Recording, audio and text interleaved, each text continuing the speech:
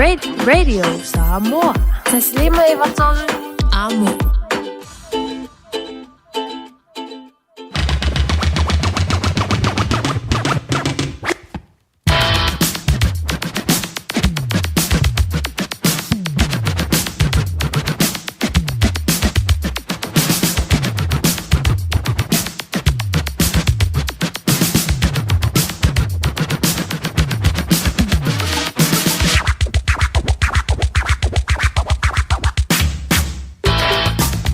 Was en to the watch the radio Samoa le vangola woli ya lo se fulu male tasi minute o te enele se fulu male lua wa onga tonu ngale mu ya so le ding va ya so le ding ya so lulu la so le tupu ni si o totua ma di si fo yo au nanga a fa ile ai wa misi tato ile ding ya so lulu ya ono sai yo e joyo so fo ile la ya ma toi palasi fo ti monga ma to ulu wai la wola au viela lo fo le tu o te mai lo do so fu ma lo ban to wola ta to toi fi lai I lumo pe manga ngalo wala e ile ya so lulu la so se fu ma le tasi le di masido uni lua fe lo li mai lona lofa ma lona ngale le ya au fe ile tru manga wenga jutu ma fai va lo filima le ngante le la udan to le fa na wi ya onga ya mi se la vai le tele ma polo kalambe ma fu nga ise o lo nga pa ti ai lo to pa ia ma lo to ma lo le fe le faiva ya ma lo fo ile tangwan tai o no pa ia le tua o lo tau suina le puvai lola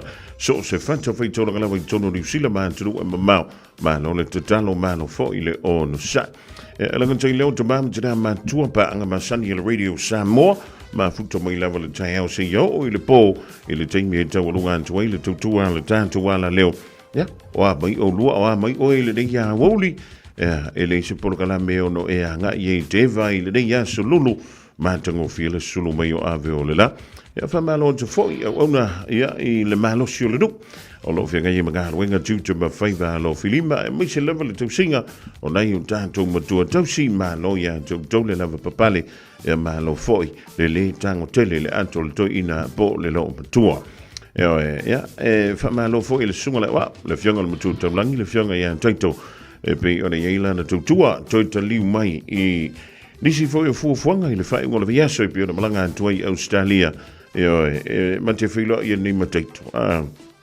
o tole lo ile o fa Samoa na no ma fa talo fa mai g'day mate o fa pe ele aila o le nga sa o ko piki fa le a wani sa wele se ya le ka penga mai mo le vai sfol tanto filo inga ele ka dia fu o kongi vai nga vai sfol pe tanto lia ele lo fa malanga le le tua ya fa tano fa tu I so se anto no le lano langiolo o ma wo me ele tu fa wa le de radio Samoa tasi lima hiva tolu a mo e ni si wo pe mai enta pa mai fa mo o ma ko ma ko are ngi ma ko fe o ko fa ye ile a wo ele fa tani tu fo ile le lua filo inga ma le fionga ya li mo yafa e no fe tu le si va inga le va e po fe ma fe jalu yang o le menta u ya on la telefoni fe avea wa na me fina e anu lunga dai fa no go me lunga to website radiosamoa.co.nz fa aula bluetooth for la ta vale e pe ke fa no go me fo mai mo mai I la YouTube ya po le Facebook fo le Radio Samoa I so se to no le la lang so se vai pa no paulementau ia ola la telefone ya le pa na le po fe na ma fe tanga I tu ya ya ola pe le tu ma le unanga fa wa le tanto wala leo ya pe le le divai ola wo le tanto ma dai le programe o le woli ma fofonga mo se yo le July fa e la fia na nei e le tanto ma foi le tanto te moi manu ai sa mala ya tia a fai o nei e se maftia ngolo e fa pe mai ja le so fonga mo ma kuamba ma fa kuringi avenga e ona ma tua le tala nei o le tala nei mai le tunu o Austria o le tunu nei o Austria e au tafa nei o le tunu o Siamani e au tafa fo o le tunu o Polani o ile antu Europa o sia tunu le o Austria e peia o le vafenga yaile o le tunu o Ukraine ma le tunu o Lucia e yei ia tau ai ngā tangata Lucia I tono Ukraine e yei fo I tau ai ngā tangata Ukraine I tono Lucia e fa pena uma foi la le tunu o Austria Ai I le vaitaimi o le taua lona lua o le lanolangi. E makua le fia tangata. Austria I tangata siamani. A o e sila fia la o inana soifuane ai le tai longolongo a ma le tai sa wa leo le anturu o siama. Le li o Adolf Hitler. O e sila fia o inana soifuane le tamano. Ai piko I silinga wha palo le tai isi anturu o Austria. Ia wana le whai antua alua kurka le amipo le militaria siamani tono Austria le haia masekala. Nga le ave sia o lantou fua ai pipi I me lunga le fua foi le a siaman. Ya le langu mu langu moli ma langu lut. Le fai longa foi le o le haide ngor fai longa e wila. Fai o nei te fai mai te o le te mafutia le temini. Se fulu ma le tasi le fai o fana wa onga. Na fa pe le on tangata valeina. E se ali ua le toia onga. I se tasi le wa onga. I to tonu o Austria. E pe ona tūlai mai lea I le pō ana pō taimi I le fo I entro. Whamai e to se fulu ma le tasi na manunu, se fulu tangata ua manunu ai, ia ma le to tele, na whapelea o na afiahai. Ia o lantou soifua I le neida ngā yoinga. Na whaia se ali I lusful ma le tasi I tausanga le matua. O le neia li I le o māua mai. Ia pō le ale māfua angana, leina ia whaia le neimea. Ai whami whatoa toi tupu leo se mea matau tia whapehi te tonu o le anturu o Austria. Talu mai le taua lona lua o le lanolang. Ea, whamisela ngā le tua I nei a inga. Ai misela vanai mātua. O lea sa au I lantou nei a lantou wala mawhana ile a onga. Eoe, toa se fulu mani tasi maliriu e au fiai. Ia maleli I le na ia whaatidonga. Ia le te whanaina o te maiti a onga. Whaapea maile whaamtalanga. E ieima se whaia onga. Sa whaapea lea. Ia ona maumawai ia le soifua. I lea fo I ngā yoinga. O lea aifa mai o antu le tolu se lau wafi. Nea whai o tanganta. I le itu I saute sasai. O lea aipo a mino le turu o Austria. Ia mai o lea lae whaapea mai le whaamtalanga. E le isa si ngā yoinga na o susu e ngale wha ngā solo. A wā o le mele tausa ili. Po lea le mafu anga wale ina whaia le nei ali. Ia le nei ngā yoinga. Ai mai le fias fulu tausanga. Talu ona mai ai le taua lona lua o le laulangi. E le tausanga ia whi se lau fas fulu mo le lima. Ina ua mai a leona pomuina I Amerika. Ia Japani. Iona ai e lua fo I o Hiroshima ma Nagasaki. I leo fo Japani o sofai. Ia le Navy Amerika. E inai Pearl Harbor I Hawaii. Ia. E le oni va inga matango fiena va ia le nawa I tau o le soifuanga. Ia mai o mai lawa I le so. O nisi na afiai o lantou soifua. I pomu nei anto mika e lua na whapauina I Amerika. I nisi na o ai o Japani. O lo o matua I a whaina o lantou soifua. E o mai le so. O le winga o le whaamtalanga. E to ai titi tanganta e whaiani whai unga o ni mea whapea. Ai o le to te leo tanganta e a whaina I o lantou soifua. E oi. E to ai titi tanganta lantou te whaiani whai unga. A o le to a te leo tanganta e le ai maso la ko mala marama le mele tu. E a awhia ai o lantou soifua. Ia se kako me ia kolai Amerika. Si tātou whautala le mele o tupu I Los Angeles I Amerika. Ina ua whaaturuina lea le li presidente o Amerika ia Donald Trump. Ia le afo. Ia le ami. Ia po le Melissa voi le lea lantou. Ina ia o antu lea e whaatupu le file mu I tutonu.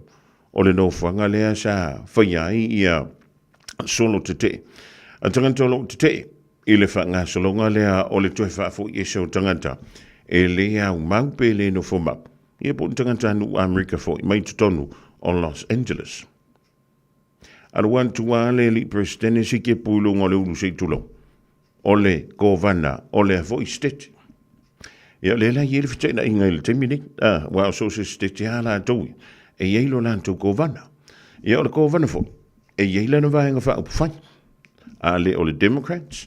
Ia o le Republicans wana o le luwa vaenga fa upfai tono Amerika. O le mela le watupu. O le famele tu la fono Amerika. E mawhai. I lano le tula fono. Ona a nga i antule pristene. Ia le fu a mantule talo sanga. Ale ko vana e tawala antule i le lo i sili. E wha mbala malama mai. Ma se i tau fia. Ia wale wa polo i le li pristene. Fitu se lau Marines. Ia ole vaenga da ole military a Amerika. Ia tu tonu i LA e tau wha i titia. Ia wale ufala ngaina pisilisi. Wha ala ngaina ta vale.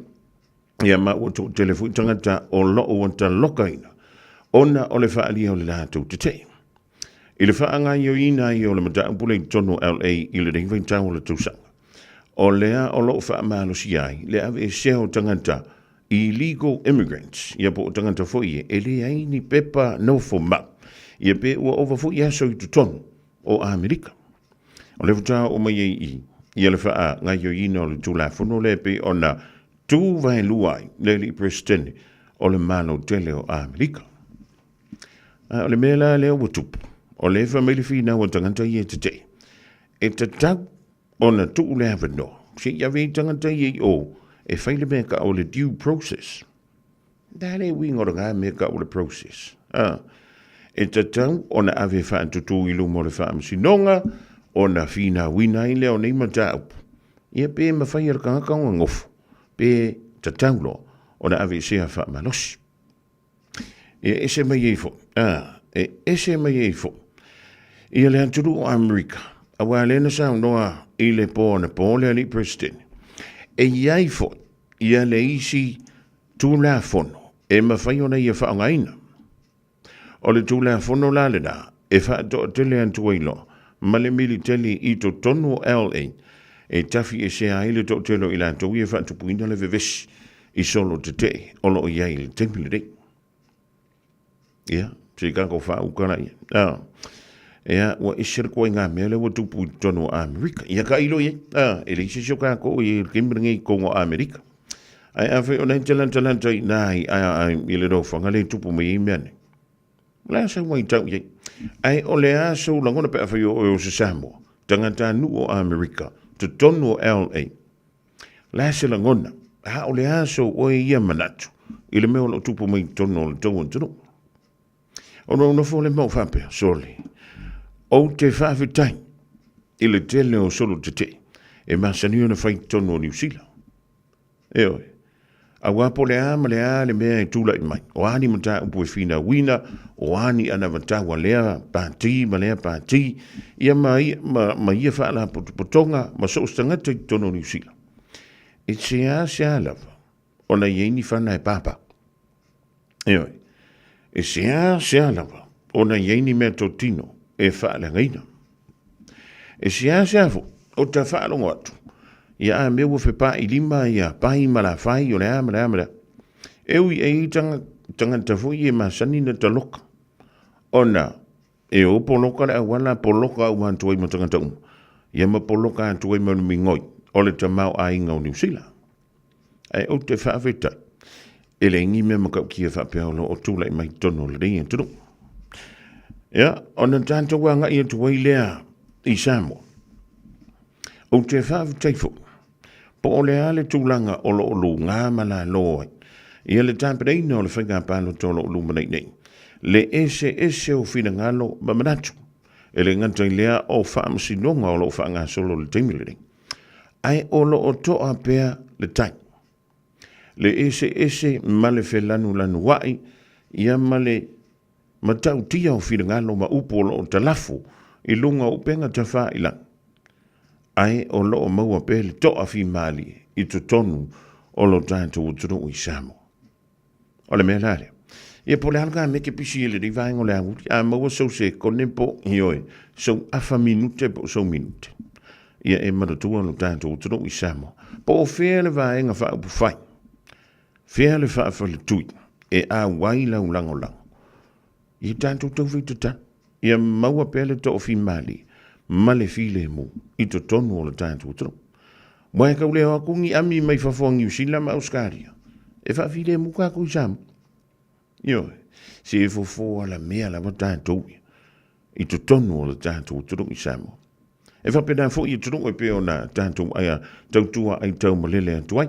ia po lo o no pia ia le pa ia malo le tru tono New Zealand Australia Amerika tunu se lala ele ia se si tanto te fa mo ia e fo ai mai ni ma fo fonga le ma ia fo ai mai le to fi mali ma le file mo i to ton o lo loto ma un tanto loto ia e tu antu ile li ia man tu tanto le o ma fu ko mali ia o le ka ko ke ma fu ko mo tanto uso antangata o le tanto te ma futa mana yu tanto tau ainga ia o le fa venga fa mi ke no foi le ia ke no foi lo uso po lo tofi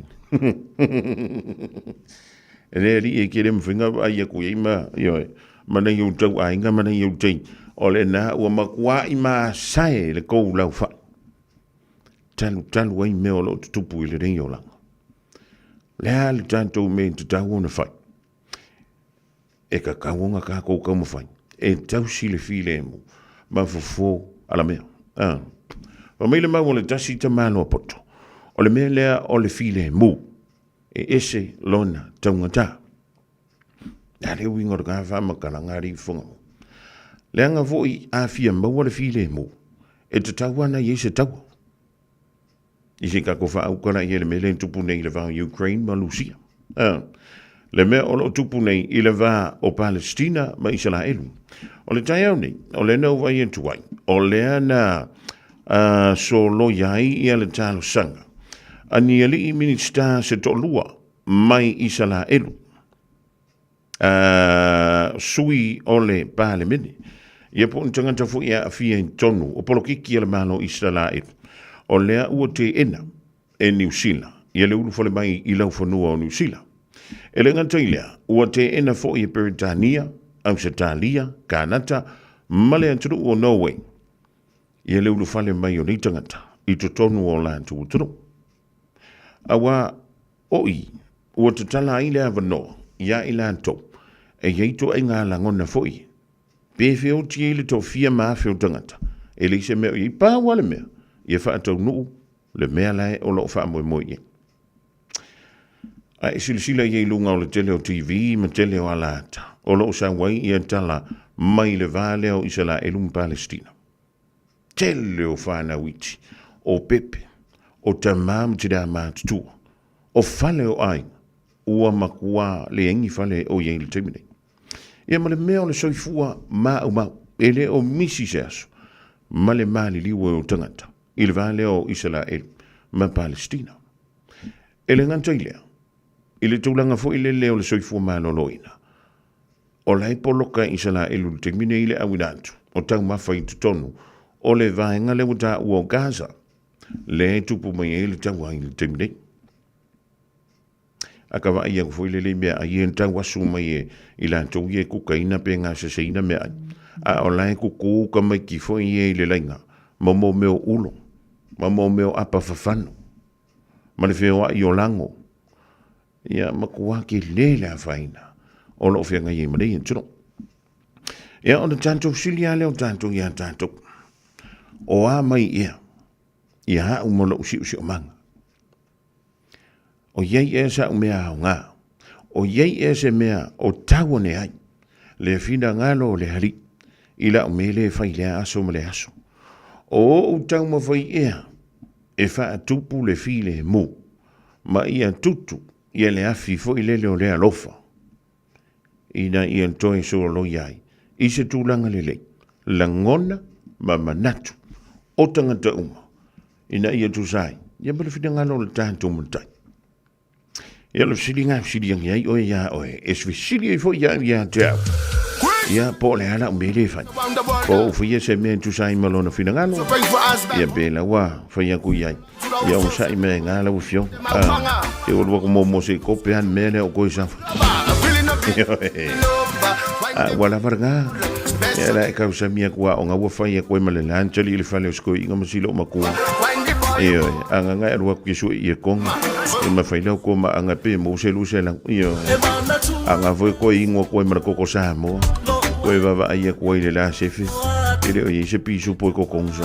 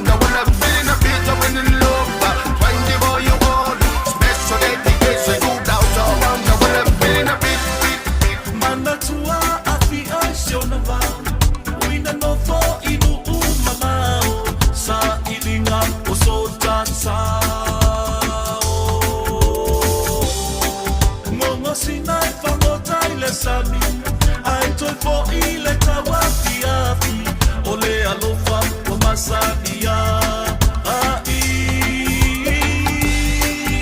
susu ata malama Papa ai atulama e ui I na mai na tanawa na utuolo tainga panga ole ano pamonina uputi mai ai nai matua io nai votasi taua mai le manava o tamatua la lata singa ya so uma no manui ai taolanga That's a way from my time. Se mua I tapa tu le tai le puna manuia wona o le tua. Se e so fa timo manilingi va ua manuia mo na yuso lo fe ngai mala tautua. O le talo le male o le ngai le lo suafa. Oi bomu de rapper kanga fa inga popo kulinga mang o fongo de ngu o pakinga a ko nga la fo peso lo loku ke pai kai se ko so le va. O le kau ku le ai o se fo e pe le mai o maka o le koi. Nga fa ia kula o fa malo si o me o mangai lo ai le ko among. Sale o sa fa se ai ma atapua e mai. O le talo wa manuia ai so tata o ma fa. E pele le lo le tapua e ma a o alo fa I vatam. A e ta wi manuia su ele fa amalama.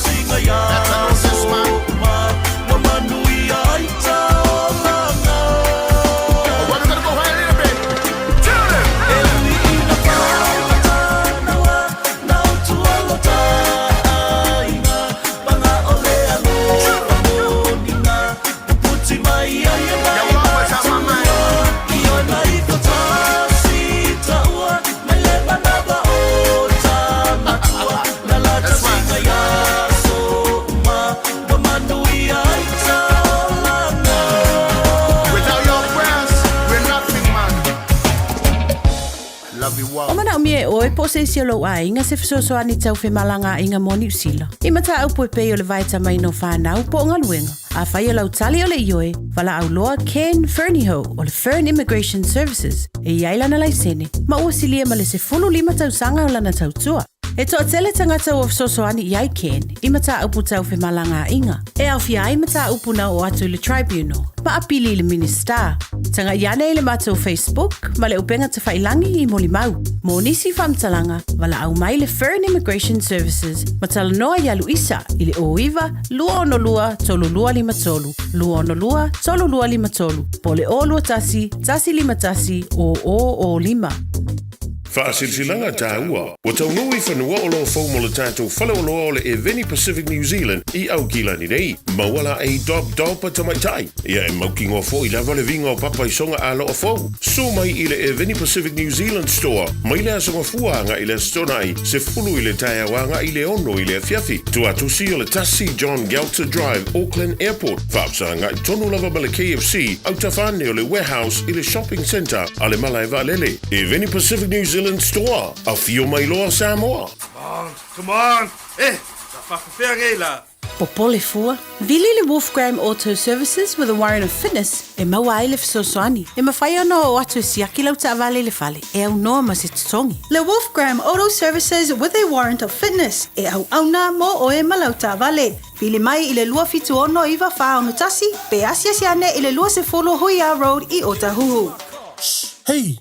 Au ona ia vea oe pei o isi tangata e manatu maa I le wha iti ngā. Ele na o le inu le vaiti polo na seki ai lea.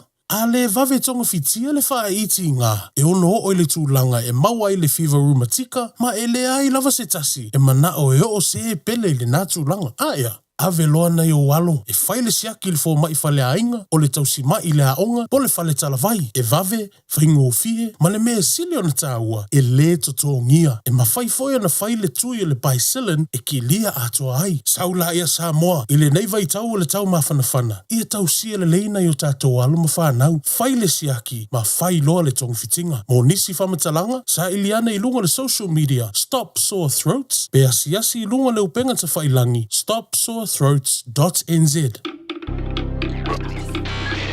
Tasilima i Vatolu Amo Radio Samoa.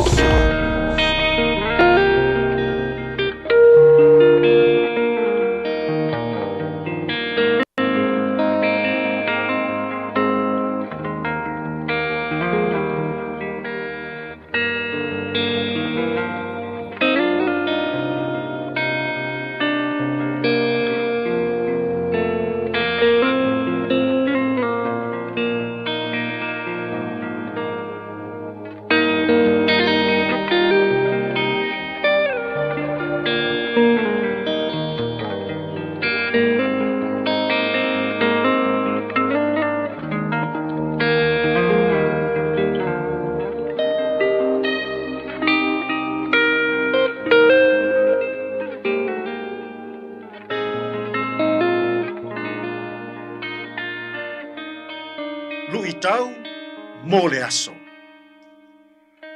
Na o Yesu e malu ai le vasa o laufo launga i le ne aso. Ma reko lona mata upu e wha, o te whaita wina le foi upu e tolus fulu maleiva. Ona tu lai lea o ia, mana vavao atu i le matangi, ua fetalai atu foi i le vai. Whaalo longo ia. Ina malu ia. Ona mate leo le matangi. Ile ua matua malu. Ua o malanga Yesu malona au soo i le isi tu. I lunga o le va. Peitai. Fai mai le tala mareko. Fafua seia o na angi mai le matangi tele. Ua fafati mai pe au i totonu o le va. Ua tali ngoto. Au Yesu o lo moe i le tau muli o le va. Ua popole matu atu vale le au so. Ua fefefe. Ua lato fafangu i a Yesu. Ma fai loa i a Yesu le mea ua tupu. Fai maila la tautala. Le hao a oe. E te le manatu mai ea i a te imatou a whano. Ua tūra i Yesu. Ua vavao le matangi. Ua fetala yatu i le vai i nā maluia.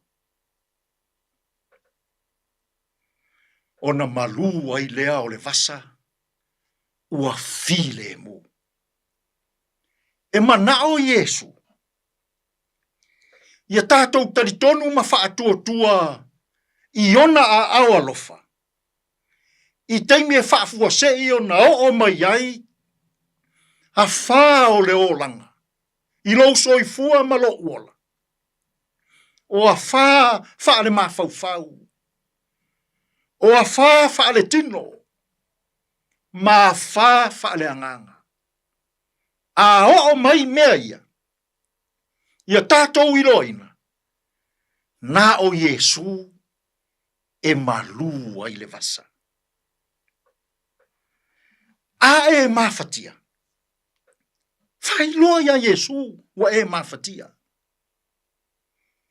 A e puapua ngatia. Tau ia Yesu wa e puapua ngatia.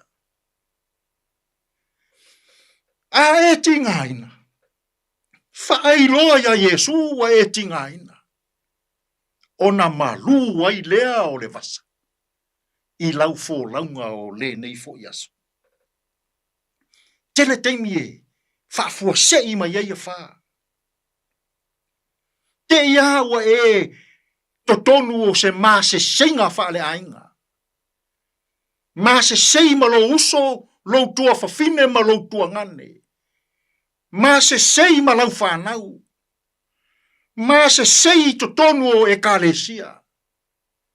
Mā se seinga i totonu o wō ma au mea mamai. Ai whai mai Yesu. Taua ina ia e whaatuatua.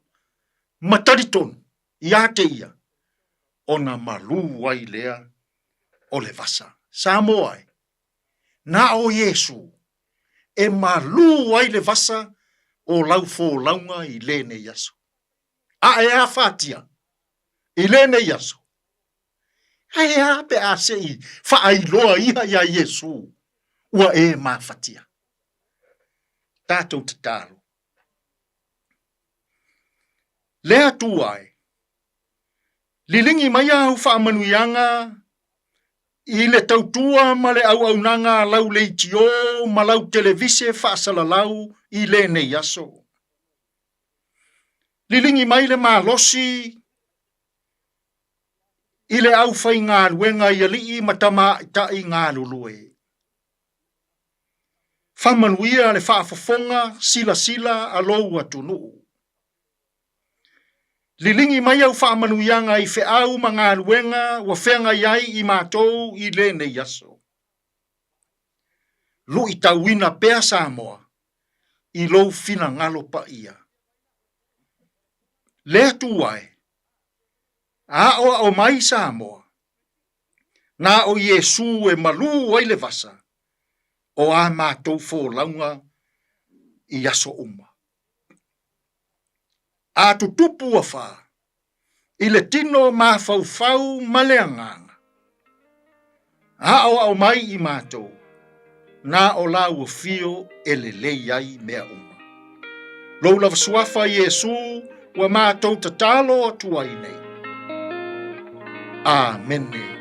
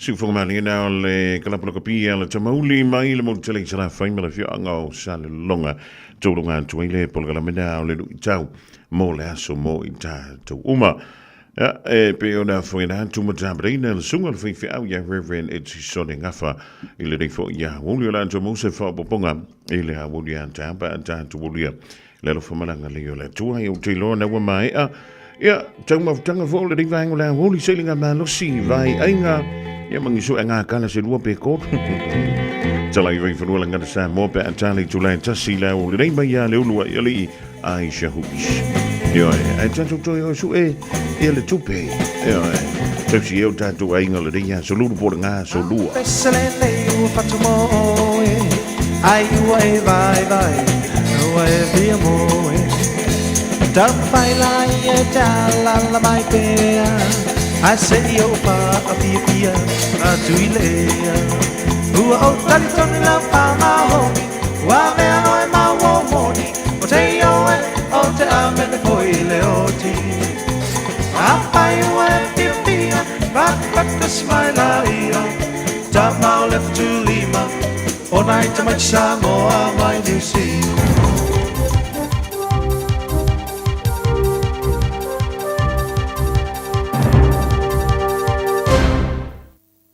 E toi whātalo whātua se whaopoponga le nei o tātou tāla whau mo le nei tū la mai lo Radio Samoa. E se lia mani se lau a inga le whaitu o Bay of Plenty ua motu sia le elitise ono le lolo wate leo le tau. Whamawina reporti le Power Koa tu sai mo lo lato whanua o le whaitu o lo a whia nei na whaali ai e o atu lawai le se lau fitu se fulu maota ma lawa ua a whia. Whamawina foi le toa tele o a inga na ngai atuai le vaenga of Soswani mua Paul Emergency Services e tali atu i tūlanga pangatia ua iai i lātou ona o lo longa. Ua tele i tu o Aukilani ma Northland ua whamawina le toi mau atuai o Eltise ina o mawhai o na whaatinu iai nisi o ngā luenga le ofisa ma le tele of Soswani i le tai au na le la. Ai ua whautuaina se li scientist o lo mātai tuina fōlinga wa ai o le tau, ia Chris Bandolino, le mo o mia ai e tangata o le whaamomo o lātou saonga le mu. Ai meise lava i taimi o lo e mo ai wila ma pāpā ai fight stili. Ma ua ia whautuaina ai le toa tele, e te tau na mā lo le lei i lātou i to tono mau ta malawa, i taimi e mo ai wila ma pāpā ai fight stili. Nai lo le tupu mai o lo i fafo le fale, ma awa lava ne i nofo la lata i whaamalama. Whamawina reporti mai le ai tau le whaalea ngā ina ai o wila ma fight tili. Ae o lo whaatu mawina pea le tu mai ai o whautuanga i timunga mamafa i whaitu o Bay of Plenty. Ua i oi neise li i tōsu whātau sanga le matua lo na whaatino ai o se son ngā tū la fono o lo na whasio tia ai o se pepe ma lo na wha o lima i se tamaitai ma se isi fo i tāmai titi i le aso o le tausanga fōle nei tausanga. O le nemata apuna tūlai mai i le whaitu o Hamilton, ma e maue reporti ma le News Talk ZP o le tasi o tangata na awhia o le tamaitai, na whaina lo na ua ina ua tui e lea li i se tulou. O le so lea na tūlai ai lea li i tōsu whātau sanga i lumo o le whaamsinonga whaitu ma lo i Hamilton, ma o i lea na ia i o e na ai o na mōlianga, o le whasio tangata whaamoemoina, po le whasio tangata ma le loto iai, po le murder, ma le lua molianga le tamawhai e whasiota ngata ma le loto iai, le attempted murder. O tu ina atu e lana loia, le talo sanga i le whamsinonga, e tā whia ai o na whai loa le ingoa o le o lo o mōlia. Ma i tau ulumanga o le nema tā upu o whaatūlanga ai nei e le whamsino ia Justice Kiri Tahana, le amata wala au ina ai lumo le whamsinonga le masino au kuso le amata upu. Ma o whaatino ai foi se poloa inga le tu mau le whaalawilo ai o le ingoa o le o lo mōlia. Ai ua whaalia foi, le tu ina atu e le tu o e na awhia. Le talo sanga i le whaalawilo ai o ingoa o i lātou na awhia i le mta upu po le permanent suppression of their names. I le whaasolo ai la o ilo i longa ma reporti tu langa le soifua maloloina le mawhauwhau o le o lo molia na maua ai. E le ia awhia le mawhauwhau o le nei ali i le taimi na ia whai ai le nei ngā yoinga whaasotu la fono. O lo tāwhia nei lea li e leo e tāli ai to uina to le ungal whamsinunga i le masino si te ma. Inisio tala u whaalia nei inisio au su e le tau sa ilia ai o se tala vaua onga mai Amerika na leilo mai le whaitu o Palmerston North. Iwi poti na whaamawina wa ato nei le vai aso le ito e maua e wō ma ainga se whaamtalanga. E tu sai ma le itu olo o iaile li o William Henry Johnson. I moli mau o wō a William o le taimi mulmuli lava na mawai tala mai le li e mai le vao le aso tolu se fulu o mei ma le aso mua mua uni i whaitu o Takaro. Ai ta ua le auso e sua e le taimi mulmuli na whaase o ta iai William ma lona ainga o le aso lima o le masina o uni. Mai le ito e maua atu lava se fiso o ta inga ma le li i lua su whata usanga. Ma u whaali ai nei po le nga le ainga mo le saonga le mu ma le malo loina le lei o le nei a li i. Ma u whaapea o se taimi mua mua le wa le maua ai so lato fiso o ta inga. Ma o le tatalo ia vave o na maua si o lato walo. Ua whamauina le anga i mai o le tina o William mai Seattle America. Ma uta ua fo ile amata ai o sa ilinga mo lea li. Mai tala i talonga o se tala fia wa o mai mo le li ta alo Samoa ya Caleb Clark. Ile mawai o tala i lona toi saini ai o se kon karate mo le uni la kapia New Zealand. Le New Zealand Rugby. Mai ia saini ai fo le whaawa wino na ia ta alo mo le au kilani le Blues. I ripoti mai le New Zealand Herald na whaamawina ai se tala fia tele lea mo le au le Blues. Ai mai se le au tele o le atunu o le All Blacks. Ona o le malanga e se atu ai foi o se tasio sui le au, lele i o Mark Telea i sona kon karate mo Japani. O Caleb na amata lo na o langa ta alo wha apolo fesa mo le au le All Blacks i le tau sanga lua o. Ma iana tau mawhainga e se fulu tolu o na skoa i tau tonu o le luas fulu valu ta alonga. O le tau sanga na te anei e iwa le lei ana ta alonga po o tes na ta alo ai mo le All Blacks e auwhi ai ma malanga ta amilo e wha. Le Northern Tour Test e peo na ta alo ai ma le aua Engelani, Aialani, Farani ma Italia. Whailo fo i mita mitanga o le li ta alo Samoa. Ya Caleb Clark e tusai ma le toe maua o lo na avanoa e tau alo ai mo le au a le Auckland Blues. E lua tau sanga le a wha awa wai o na ta alo lea li mo New Zealand. O tātou telefona mo le nei tu la wha a whitai wha whonga mai. Radio Samoa. Taslima Ivatolu. Amo.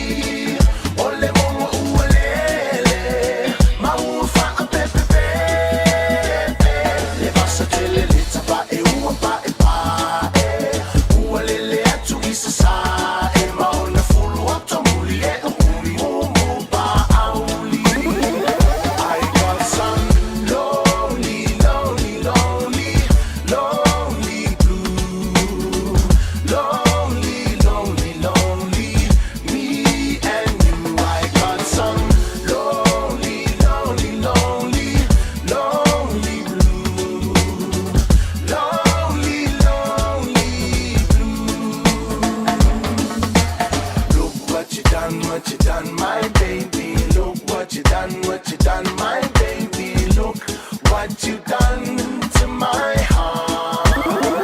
I got some lonely, lonely, lonely, lonely blue.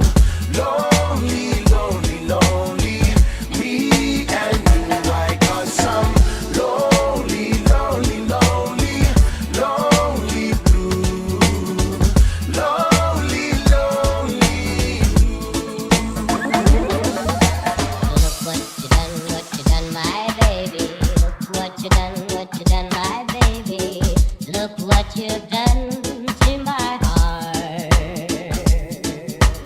We made a date, you said maybe, then you walked away with another baby. Now look what you've done to my heart. I've got some lonely, lonely, lonely, lonely blue. Lonely, lonely, lonely, lonely blue. I've got some lonely, lonely, lonely, lonely blue. Those lonely,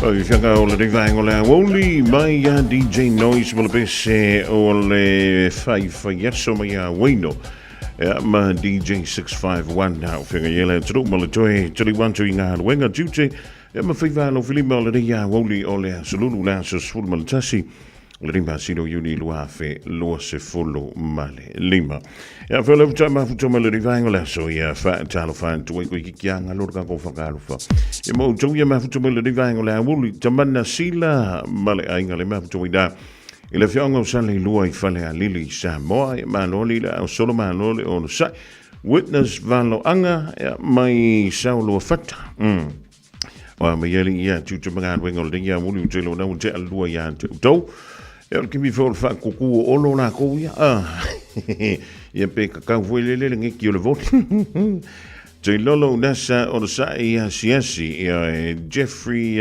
Felice le ma fu mo ida in the cargo so le pito no le te lo o ke le lo ko pi ko pe lo ma fanga so le in the cargo le alo le sa ya formato Costantino no ve social ala fanga ma tua fola au ship to mal de ya Woli Maria le sina tava emala inga dai sini flow sola e sit tango mo to I know ela kirisoma before you poset dasa mua o le ma to le ya Woli vai a fuano Marie Leonta Alosio Junior fu mua ma le tempo inga le Broncos Leo Suyela na kapteni ya Cameron Munster mole talonga ile vaya so asa Alun Filo o le map tuwaida ya Lia FJ ma Monica Imanurewa arona sila malanto o finga wenga vaya la Leota before ya Nita Solo UB3016 die San Francisco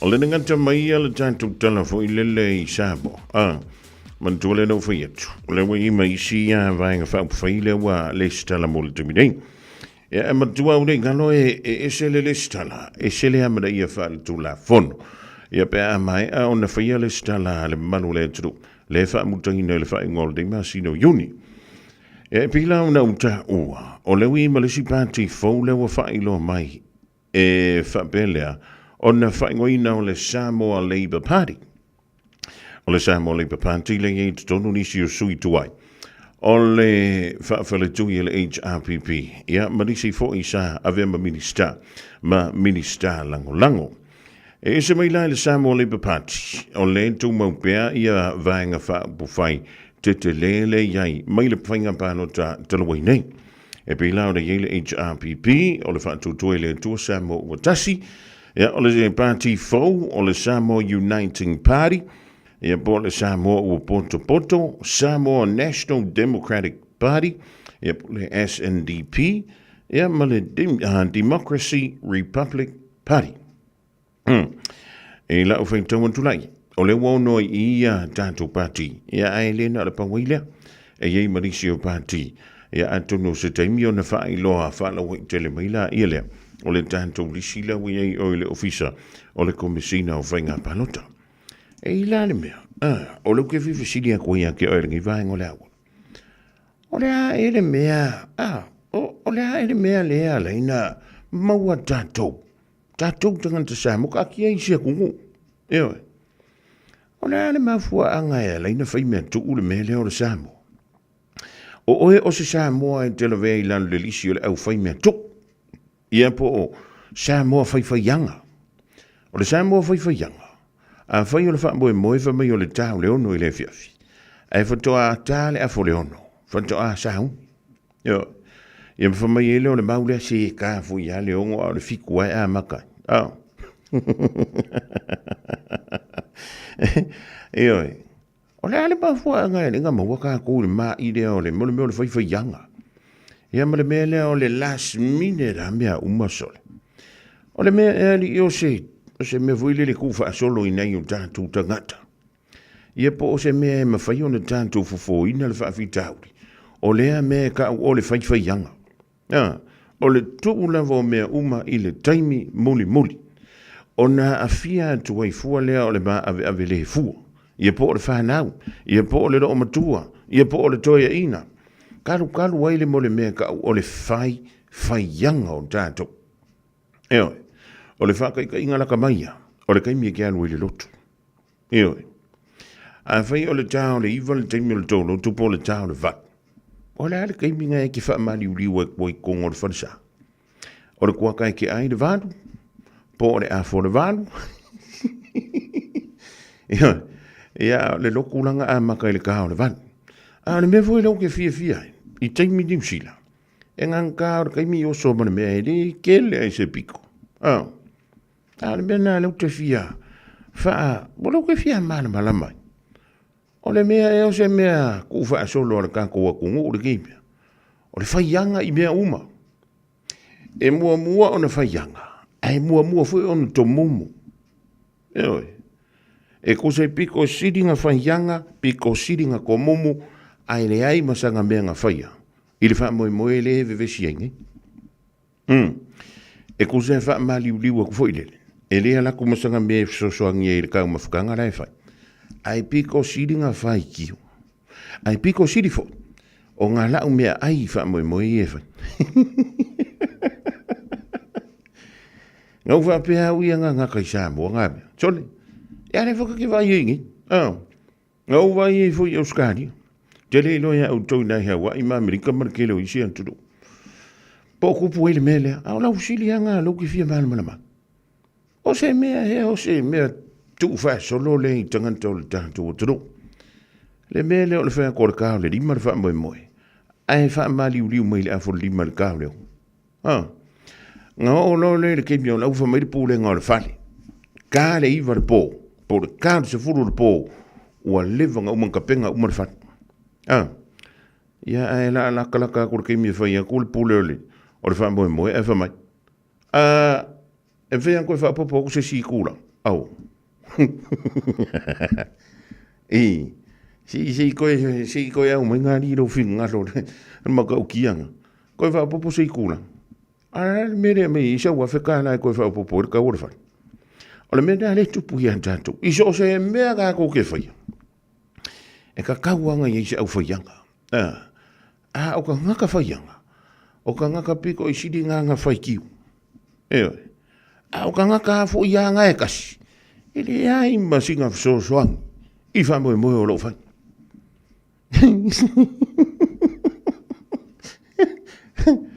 O le ala o i me whapea. O ngō whapea le. O le mea leo ke le inga ia. E i lo piko i le kungu le Croatia. O le kungu o Croatia. I o i le antu Europa. I le on time mama ko ki miuma. Eoi. A whea korka lima le wha moe e sao wha i ka wha. A whea korka le ongor ki me loku longo inga e ka lima o levang sao wha. Ia o lola i kemi whapea. O whapea. O la wha ngā lola lo siksingi Croatia. La ngau mako on time mami. Ai a o ngā lau soli. A o ngā lau ka ko mea.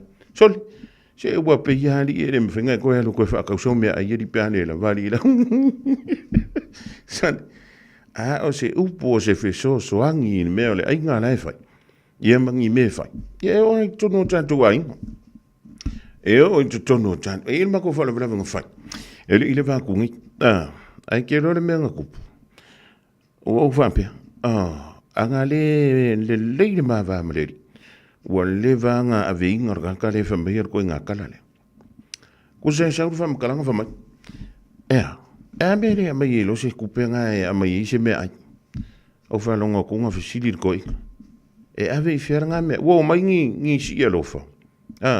Whamai oile ai o si vaenga ranga o mai whakūwhari. Ma whakū o ngau. Au whanonga longa o kor keimi ngau whapea. Oi. O lai o mai whakūkū whare i. E le aingi me fo i e ka e le aingi pū. E le aingi me o ngi pusa ngā humu. O ngi kao ngā pua a sei tūlou. A lefa mi a wakura kupe. O le le ia makanga le wharewilawi. A le la au mai le mea ai. E whaakau.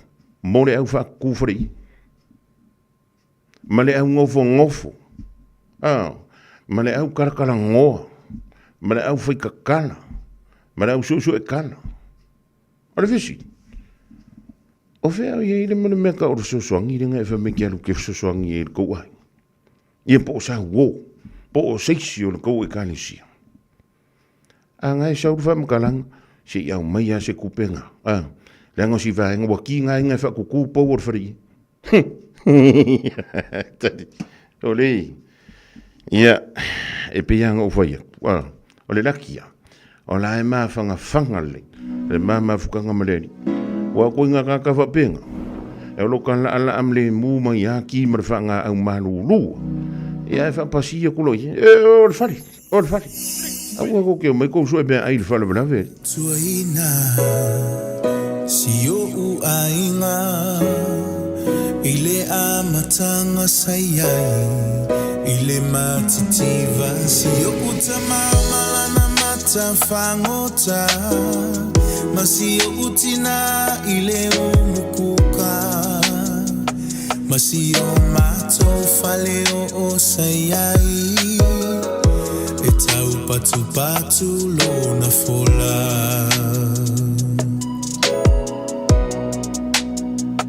ai atu la ua onga o faatali le faiva ma utau fui paelo mala uamu o te savalile nu atoa e faataua o fangusia se tupe mola upili a onga ma mea fai asio ainga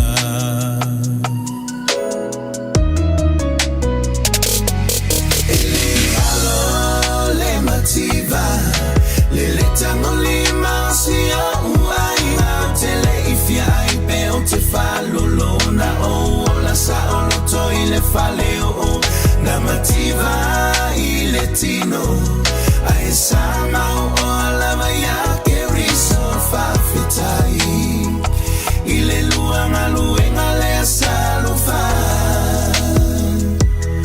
o mato ai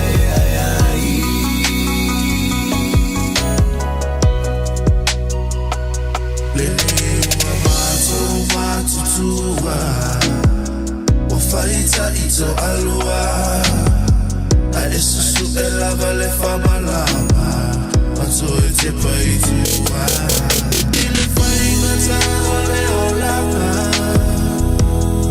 na tau asamba e na imatua ele kalulua nganu ekta wamanuia e patau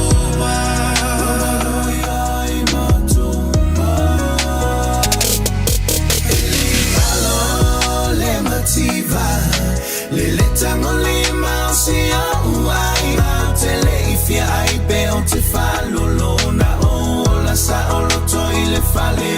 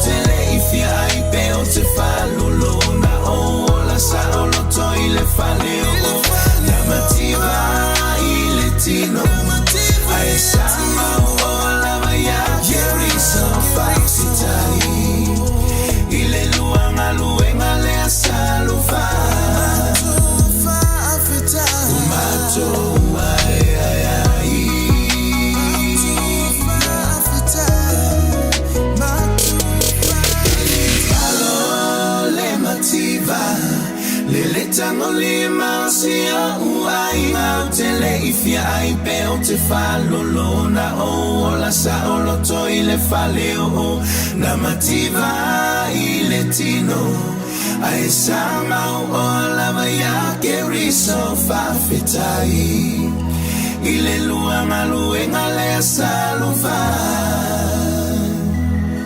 o matou ai e ngā wenga mātua ai tātou le whana. O tui whafo i la ia le lo whanau mātua. Ia pe ua mawalo le malo si maua tupe maua le tamau ai ngā whaangalo le toi ina malelo mātua. Wa ai ke wai malo si pupu. Le whaengo le vei o sanei e ta alo ai le manusina a wata mai ta i Samoa ma le Fijiana se fulu ma le lima. E whaiale i na i Fiji. Tamusanga o le Oceania Rugby Women's 15 Championship. E pe o le saunia tu iai.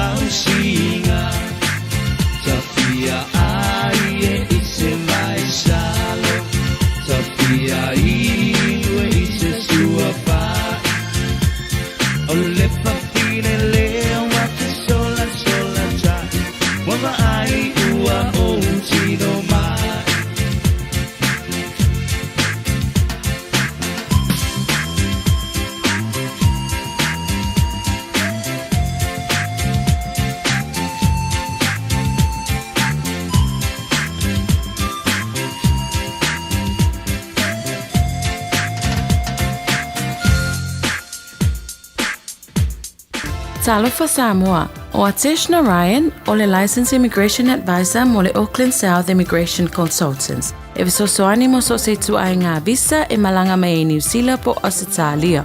Telefoni mai nei loa i le o valu o tasi o no valu whawhitulua. Po le olua tasi o no valu fitulua tolu o. Matau te whaia ni fo aroi le aso lava e te whio mai ai i le Shine Dental, ai e iai inga whapitoa. Matau te salia le Afterpay, Zip, Q-Cards whapea Wins Quotes i le Shine Dental. E whaia fua whatalanoanga ma le ACC i le Shine Dental. Le aise tongi mo whanau i le bao le se fululua i le se fuluwalu tusanga i le Shine Dental. Talanoa mai le tongi ino le whainga o nifo i whaunga ai le Zip, Smile Now, Pay Later. Le aise tului i le Shine Dental. A whio mai le 575 Great South Road manukau pe wala au le 255 ono fafa. 255 ono fafa mo le Shine Dental. Whaasilsilanga tāua. Wa taunui whanua o loa whau mo le tātou whale o loa o le Eveni Pacific New Zealand I au kilani nei. Mawala e dopa tamaitai. Ia e mauki ngō fo I lava le vinga o papa I songa a loa whau. So mai I le Eveni Pacific New Zealand store. Mai le asonga fuanga I le stonai. Se fulu I le taia wanga I le ono I le fiafi. Tua tusi o le tasi John Galter Drive, Auckland Airport. Whaapsanga I tonu lava ma le KFC. Au tawhane o le warehouse I le shopping centre. A le mala e valele. Eveni Pacific New Zealand store. A fio mai loa Samoa. O mo mia se fsoswani I lau whaitau tusi, pole ingilisi. Wofo I nā tunei I le life skills, po kalame o le intensive literacy, numeracy, and English language. E le eise tutong e fsoswani mo oi. E iai e mātou vasenga o le foundation skills level 1. E whai fua fo I po kalame o le adult community education, ACE. E fsoswani le filifilina o se vasenga tala whiangai, mo loo o langa a onga. Palau mai loa le o valu se lau, o lima lima, o valu se lau, o lima lima. Life skills made for life.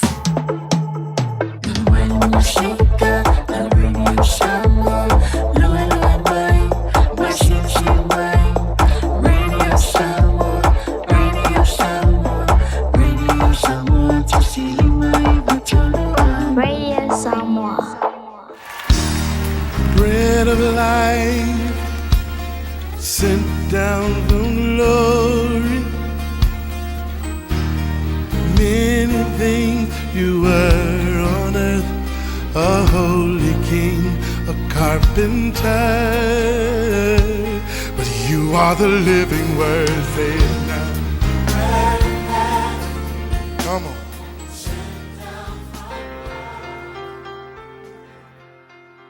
O te fia fo I whawhila I tātou atunu, mai I tātou polkalame masani, o le areto le ola malo le soifua manuia, ia e te oe o mawhai o na mafuta, ma whaafonga mai fo I le nei aso. O le tusia Ioane mua, le whai upe luas furuiva e whapea. Whauta I le tamai maa moe a le tua, na te ave ese le angasala a le lalolangi. O le upu moa o le aso le nei whapea, na ia ave ese le pongai o le angasala. I rau le whenga inga tuai, e vai whenga inga tuai I meo whainga taulanga fo ia le nu o Israelu le whaile toto manu pe angasala le tangata. Vai mai le ki o whai upolo iai, e le maa ngalo ai le angasala I lumo le tua, ai le me whai, na ona ufitia, e ufitia ai ia le ami o le anga o le tangata. Ina ia awane I o le oti le tangata le na, e kavala na angasala, e kawa ina I le toto le mangu e le ise sala lea ua pe. Peitai, na ona kawa ina o le angasala le tangata, ai whai maitala tu spaia, ai le mawhai, ona ave ese ai le angasala, le wingo le tala, e na ona kawa lau mea le angasa whai I le toto le manu ma le olo le manu, a o le Celtic, po le angasala le totonu o lo loto, e le mawhainga pe, e ola pe a wawhaila, ai whaila whainga taulanga Israel, e whail kai au, whaile afiafi, a so uma, o le system leo whainga kaulanga Israel, e whai pea, o le fesili aisea, a wawhaila, e le uma le angasala tangata, o le tangata angasala, e whai pea, e pepelo ngei, ia pe ngao I ngei, pe fasio tangata nei ai o fo ia lesi masinga po lesi foi vai aso e ku mau pe le natura nga sala I tonu ia te ia ma fu anga le na e fai ai pe ia le fai nga taulanga ia so uma a wa fo o tangata e le o makua kilingi e se ale nga sala ai nga o nga ufitia makavala na me le anga sa fai I le toto manu pe taila o le taulanga na fai e Yesu I le fenga nga fu ele I whaia I se toto manu ta ua te lel mele nei na ia whaia I lona lava toto ele ngata o lona lava toto na osi taulanga ai mo le tangata ai lenga o se koko fo I pe o le toto manu whenga inga tuai na ona au mai e ufi ai ia le anga sala le tangata ai o le mea na whaia le toto Yesu e ese mai le toto manu ele ngata ina wha maa ngalo ina le tangata ai ngake ave esea ia lea o le angasala, o le root, o le angu melkasi, e la vea mai a tangata. Ma fu angana na vai I le foi tau foi mai wane.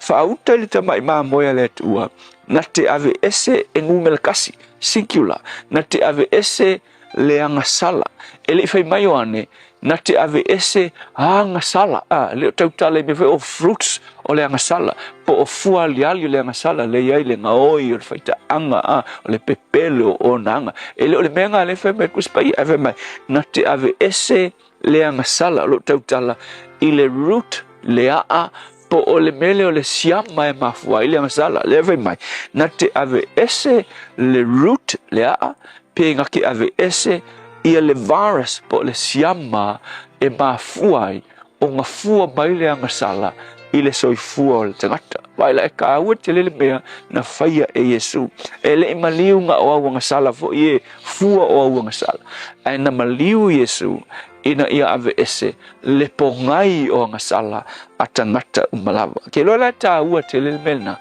o le pongai awa ave ese Yesu le pongai longa vinga e ke le koe fo i le mea na e awha ainai ke vai la pe o le tala whateita le mele o le sa i le aso na o New Zealand i aso lava ia na i la uta vale tu ai pisi ka mai sipi la ngurudi whapeo ke usu ki whainga luenga i tai au kai au umau ke raku ai e la po alo na me vole side mirror e la po aonga me o side mirror e kaf e ke vai ku kiwaka e kava umai le aponga le vele me wha moenga aponga le vele ora mea nai whaitai umau ke raku ia ave ese ia meanga ia ese vai mafia fia le meanga ia o fo ile sky au la fo ko mafia ka fa ma ese fo ia ave ese le aponga le vele fai ia o aso umai fa penga o fa pele lo ma fo e fiu fa ile aponga le vele ke lo se lo ngai pele ka pele aponga le vele ia o saulo le si aso ka kala le lo le meanga e screw ngai ka kala le au mai male fanga lango fo ile motin ai ka kala ku le la po o aponga le vele le no foi ko kongola ka ngolo fanga lo pelo aponga le vele i le sikaya no usu mai o le ko ai i fa moenga aponga le vele fa penga uma lava le angasala o le mafua anga e ala yona angasala ka ngaka e ia le root o le po le siama nga mafua mai ia a kamu ma eva pasi mai le generation se io o mai akako le ia faina o le mela nga si amanga le nga maliu Yesu nga maliu ina ia ave ese le siama o le angasala i to tonu ia ti tatou so le luila mal good news a e fatu tua ia Yesu mai kalikongu ile taulanga na ye faia ilo nalo ona la vea ile o Yesu manga luelo na nga i to tonu ia ke oe e kape le o angasala umalava a fai i se angasala fai pea o e faia lona winga ele i pe le na i to tonu ia te oe e ke mo mia le alo le tua o le tabai ma moe a le tua whaafitai ona o le tabai ma moe na maliu moe mātou o Yesu wana tapeina le o angasala umalava whaafitai Yesu amen.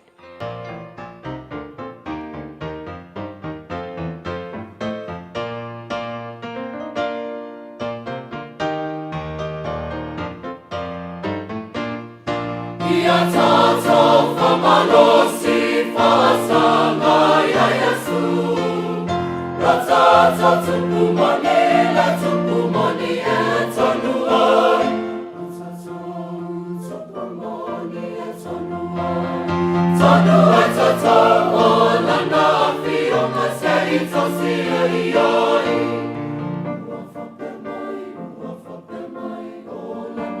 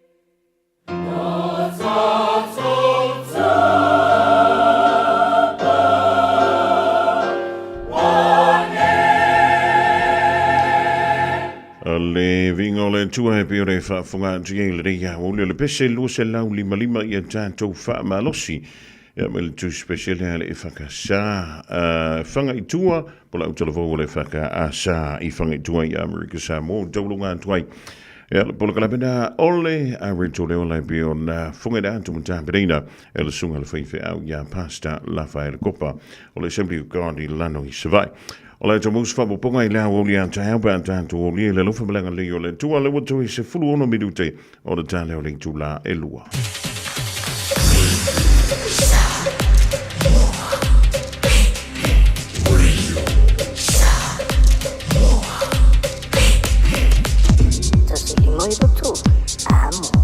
O lewa tono mai di sire o tātou wha linga ma wha se silanga wa la vale longa puieli o lo topa ia ma lo o to malu di si o wha moi wha tono ina wha ingo le ringwe ya so lengan to ilea ia o ma futanga nu a fio anga a inga ma ika le sia.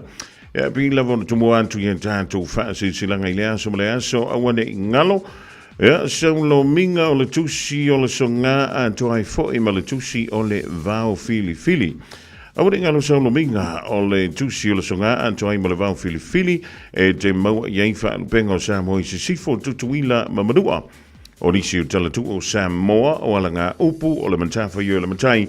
E le whaingo wha le vrave pe o wha I poiponga ma liu leo si o singo a inga ve sila wha inga o paolo o si wha anualo wha alangingo e kaile sia ma le tele o le ngangana o wha alolonga. E na o le fito se folu tana le tau na o le ofisa o le Radio Samoa le tolu pa tolu ona Hobel Avenue Marukau e maua tuai saulominga. Morisi whaamtalanga, bala wane le lua ona lua tasi lima I vatolu, lua ona lua tasi lima I vatolu pe tanga iane I le shopradiosamoa.co.nz, shopradiosamoa.co.nz e whai mai iei sau oka, ona morisa o tulavalea I le toua turu e apo le tau pito no foi.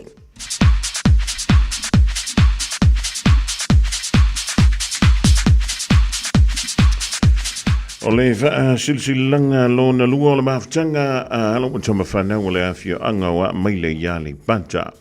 Wha antulu antu lau wha funga anga Samoa a o le rei wha silsilanga e wha sino tonu lea I le maafutanga alo matama whanau a o li paolo fo I maringa wha manua I le rei nuu a maile iali banta. O le awhia le tātou fontanga I le astona nei a so se fulu ma le whao Iuni I le tūlai tonu I le awoli e whaiale I le Calston Community Hall I na I au ki lani sisifo. E talo sangatu malanganga ma walalo le tātou mafutanga whaapea le au talavou e fia maua se tātou whilo inga ona o se mata upu tāua lava. Morisi whaamtalanga wala wane le olua tasi lua whāli mawhā ono no lua. Olua tasi lua whāli mawhā ono no lua. Wau tailo senia e le ofisa le mafutanga a le fia anga wa maile e New Zealand nei.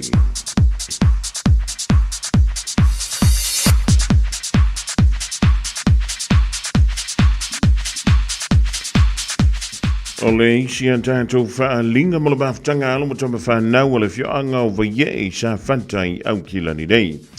O le awhia le tātou mafutanga masani le stonei nei a so se fulu mo le whao Iuni lua whilu walima. I le tulai tasi le wauli e whaiele i le mautoa o lutu i manga mau le tuantusi whaali Daddy Place i Mangele e talo sanga tuai mo le nganga whaalalo i le tātou mafutanga e meise fo i alo mo tama whanau a siu tātou nuo vai e sa whatai au kila nei a fifio mamali mai tātou nuti mea fantasi ma whaamau popola mafutanga siu tātou nuo. Fai mai le si whaapunga whaasamoa e le nei ala to sea anu upo to poto. Talo sia i le alofa malanga leo le tama o i langi, mori atu lo tau soi fuama so mantu wala tātou te whailo i le aso i le manuia. E mori si whaamtalanga, whaamole whaasotai le te whono i le olua tasi o iwa 5 valu. Olua tasi o iwa 5 valu. Whaamtailo se nia le laulaua whono a le mafutanga le whianga vaie i au ki landi nei.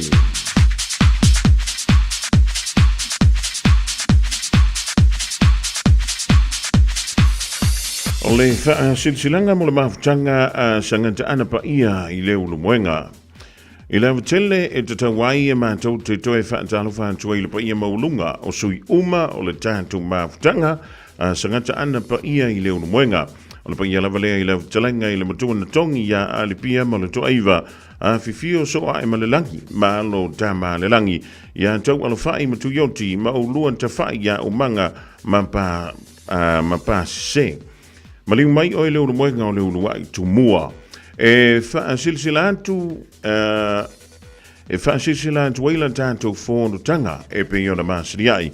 Ia e misia ila tātou whamoe moe o loo loma nei ila aso mano o loo le matariki. O le awhia le tātou whono ila stonei nei aso se fulu pa le whao Iuni i le tu lai lua i le toantusi o le se fulu wha o Tara Road i o Tara Lava. Whamoe moe o le tātou whilo ia i le aso i le lofa malanga lei o le tua whapele whautua talo le tidampa ia o Maria. Whamuri atu le tua i ainga uma ma whanau si u tātou nuku whapele le nofua whawhiangainga ma e ka le sia. Whaia ma le whaaloan te le lava o lo seinia e le fionga ia pātele Michael Alipia Enderman le fionga le teite whono ma le laulau ala mafutanga nā sangata ana pa ia i le unu moenga i au kilani nei.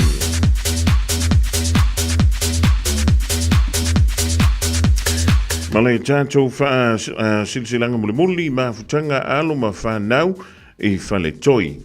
Tolong sa mo i lau whaafunganga o le ring silsilanga i whaasino tonu lea i le mafutanga alo ma whanau ala tātou a inga i whale toi i santu poitea o lo alala ma papa au i sosei tuo au kilani nei. E whapea o le antoe whaatolu ina le tātou mafutanga i le stona nei le tulai tasi na wauli i le nofanga masani o le Valu Lane Road i Weymouth i Marurewa. E talo atua i le tātou mafutanga tātou wha malolosi. E leo toi umi se taimi ai whaai uina malamaruia i ala tātou ngā luenga i Samoa i si o tātou a inga. Ai morisi whaantalanga whaafso te yanele o lua tasi o valu wha o iwa fitu valu. O lua tasi o valu wha o iwa fitu valu. O le o lua tasi lua o no lua iwa fitu o tolu. O lua tasi lua o no lua iwa fitu o tolu whaaptaiolo sania asianta nu o sala malau tafi sinapati o le tai whono whaafutai. O nisi rao tātou whaalinga lau tonu mai le rivāinga laso i le tautumala udanga le Radio Samoa tasi 5 iwa tolu amo o wala vale longa pui ali i o lau taupa ia malo o tau malu inisi fwoi o wha moe manisi o fuafuanga ile whai unga o le riva yaso i lau to iwa midute o le tale o leitu la elua. Radio Samoa taslima iwa tolu amo.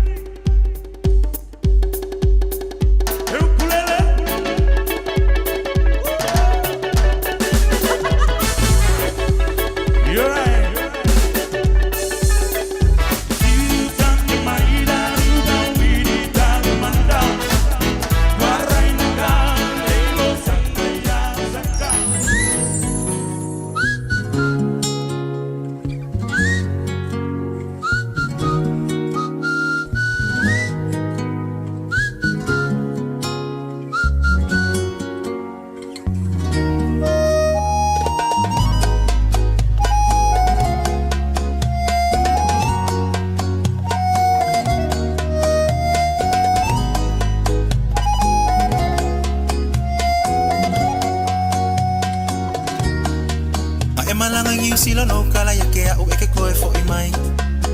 Ama wala ko kongi vai aso ka kasi ma eka ngela fo mai. Ka fa ama vai songi aku songi mai ma ese bye bye. Ako le masinga au oe Teresa wa ese love vibe. Movili ile kaya po ai li kai kai. I am reply mai ile leva ole po one on a good night. Boa e winga ngei me kinga ma yolo ufai ai. Koi fo I mai ngei. Mangu elele. Hey, kai fai ngaka. Ue mama wakulava. Okay, walele la. I don't know how. I say wasili ai lo kalinga le kama fukanga oke ofo ilole alofa iyo maka.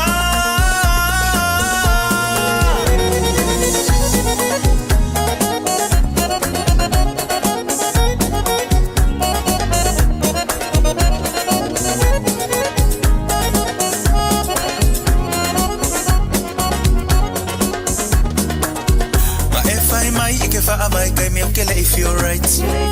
Ole mafua anga kongole likeli sanga omusu kele ai. Posta kuwa story nga olo maka maka ekele feel like. Fai mai nga ke pisi ai over ai kusunga nga ke online. Hey, kai fai nga ka. Ue mama wakulava. Okay, walele la. Aluloa. I say wasili ai lo kalinga le kama fukanga oke ofo inole alofa iyo maka. Kelisa ofenga yelo mafofa ke faya kuanga yesa ofisa o levanga ulele yako kakfafsa nga yesi ekala mo sa o mayako la mele kupuile vale. Afayo sisi ukeleke ya ikaukala sa o mai. Mai lolo fefa kalikali ya kwa ikele ya ngomai. Umakula walofa ola umalo si umakula ulife. Ua owilongi ekelelele. Kai fai ngaka waile fama ongilava.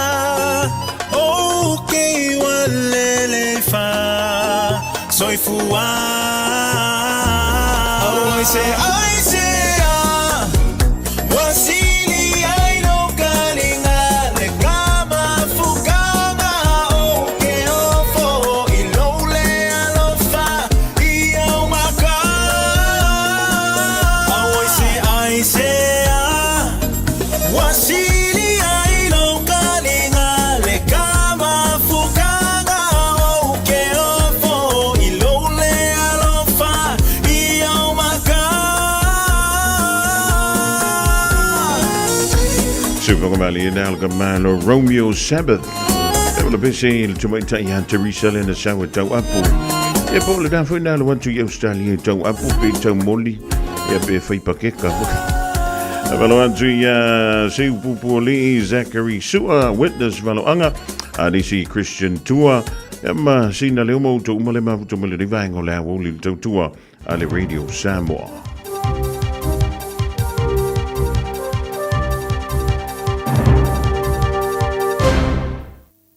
E toi whātalo whātua se whaopoponga le nei o tātou tāla whau mo le nei tū la mai lo Radio Samoa. E se lia male se lau a inga le whaitu o Bay of Plenty ua motu sia le eletisi ono le lolo wate leo le tau. Whamawine reporti le paua koa tu sae mo lo lato whanua o le whaitu o lo a whia nei na whaali ai e o atu lava le se lau fitu se fulu maota ma lawa ua a whia. Whamawina fo i le toa tele o a inga na ngā ia tuai le vaenga ofiso swani mua po le emergency services e tali atu I tūlanga pangatia ua iai I lātou ona o lo longa. Ua tele I tu o Aukilani ma Northland ua whamawina le toi maua tuai o Eltise ina o mawhai o na whaatinu iai nisi o ngā luenga le ofisa ma le tele ofiso swani I le tai au na le la.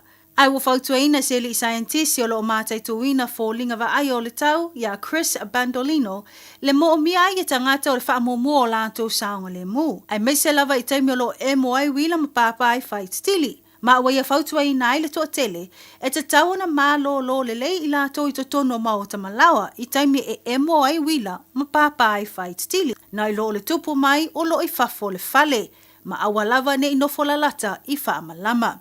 Whamawina i reporti mai le wa ai tau le wha leo ngā ina ai o wila ma whai tili. Ai o lo whaatu mawina pea le tu mai ai o whautuanga i timunga mamafa i whai tū o Bay of Plenty.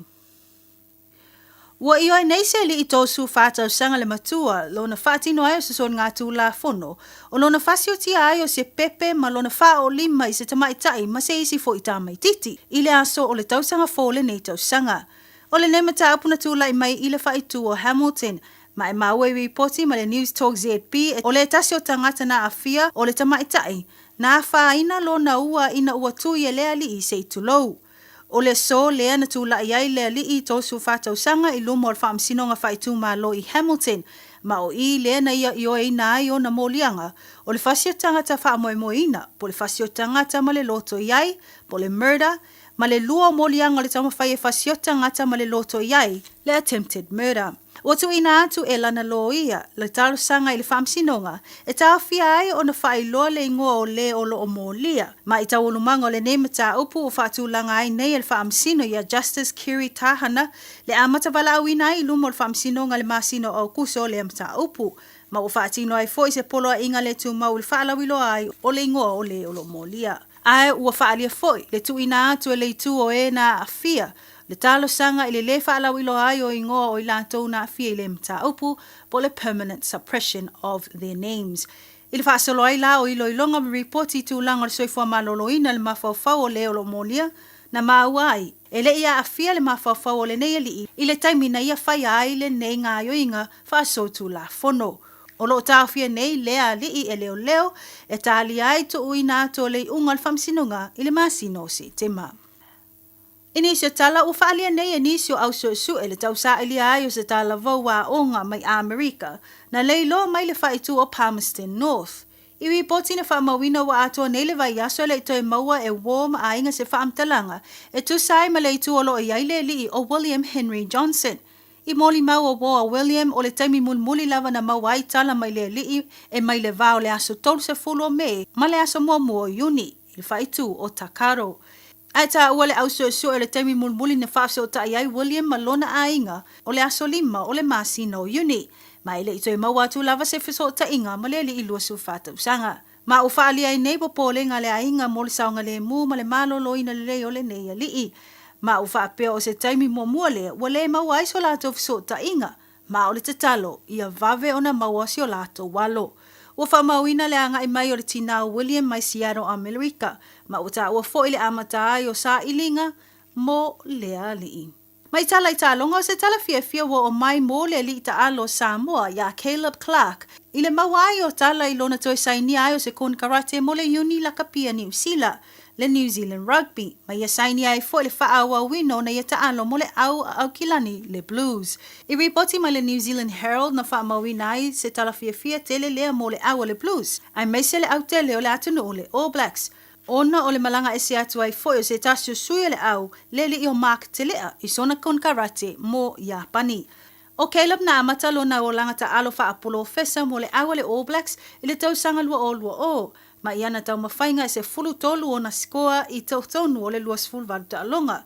O le tau sanga na tia nei e iwa le le iana ta alonga po o test na ta alo ai mo le All Blacks e au fi ai ma malanga ta amilo e wha. Le Northern Tour Test e peo na ta alo ai ma le aua Engelani, Aialani, Farani ma Italia.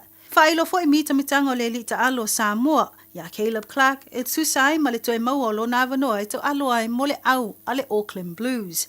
E lua tau sanga le a whaawa wai o na ta alo lea lii mo New Zealand.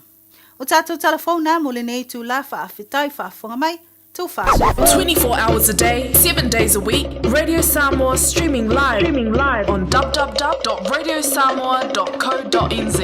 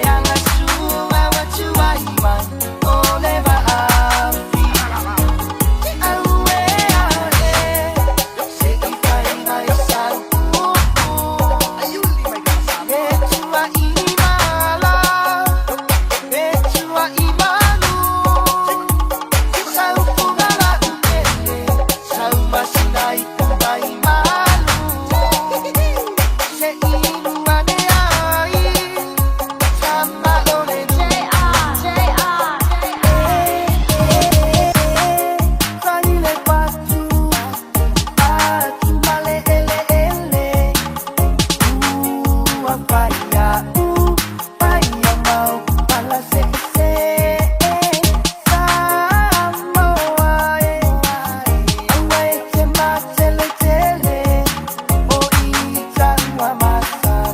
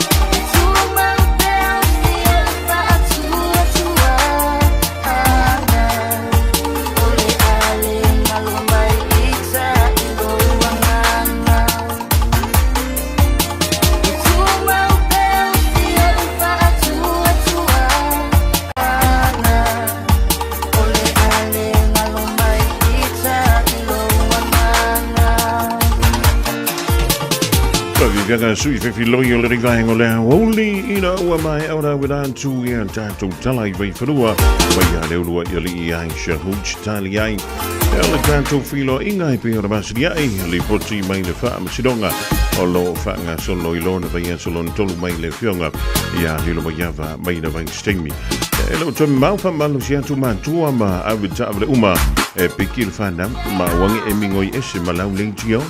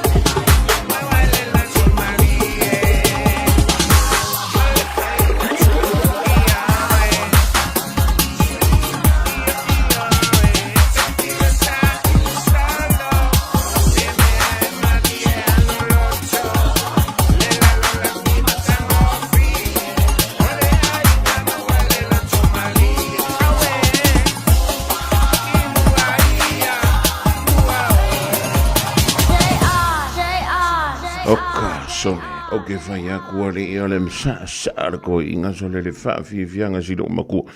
Ya kai aku ya i oe, pipi i mau ma ia ke o pa usi i oe. Skoe inga fa fi kai kele mo le fa fi fianga le riva ngole ha. Woti. I oe, ba i lo fuala nganga ku ange i lalo i oe le. I le afoi. I oe le poku foi le whakarikat. Oi, ya, ma lor soi fua ma langi ma samo. Ja, vertellen van toe ja, wie morgen ook kusommerlijnen, alleen maar om in de Sini Australia. SK Crates, que si no zijn helemaal lanto au fenga luenga. Ja, al ook maar wel veel tanto. Is ja kan ook van hoor, is voor de beno waar je komt. Nou, maar we leven aan mga iang kama wa, tu wal me nei pangale ole ai ka ke mafuk. E malonga ngargi vaika. Muri ang tele lumana I tele le motu va before ikwini save leo.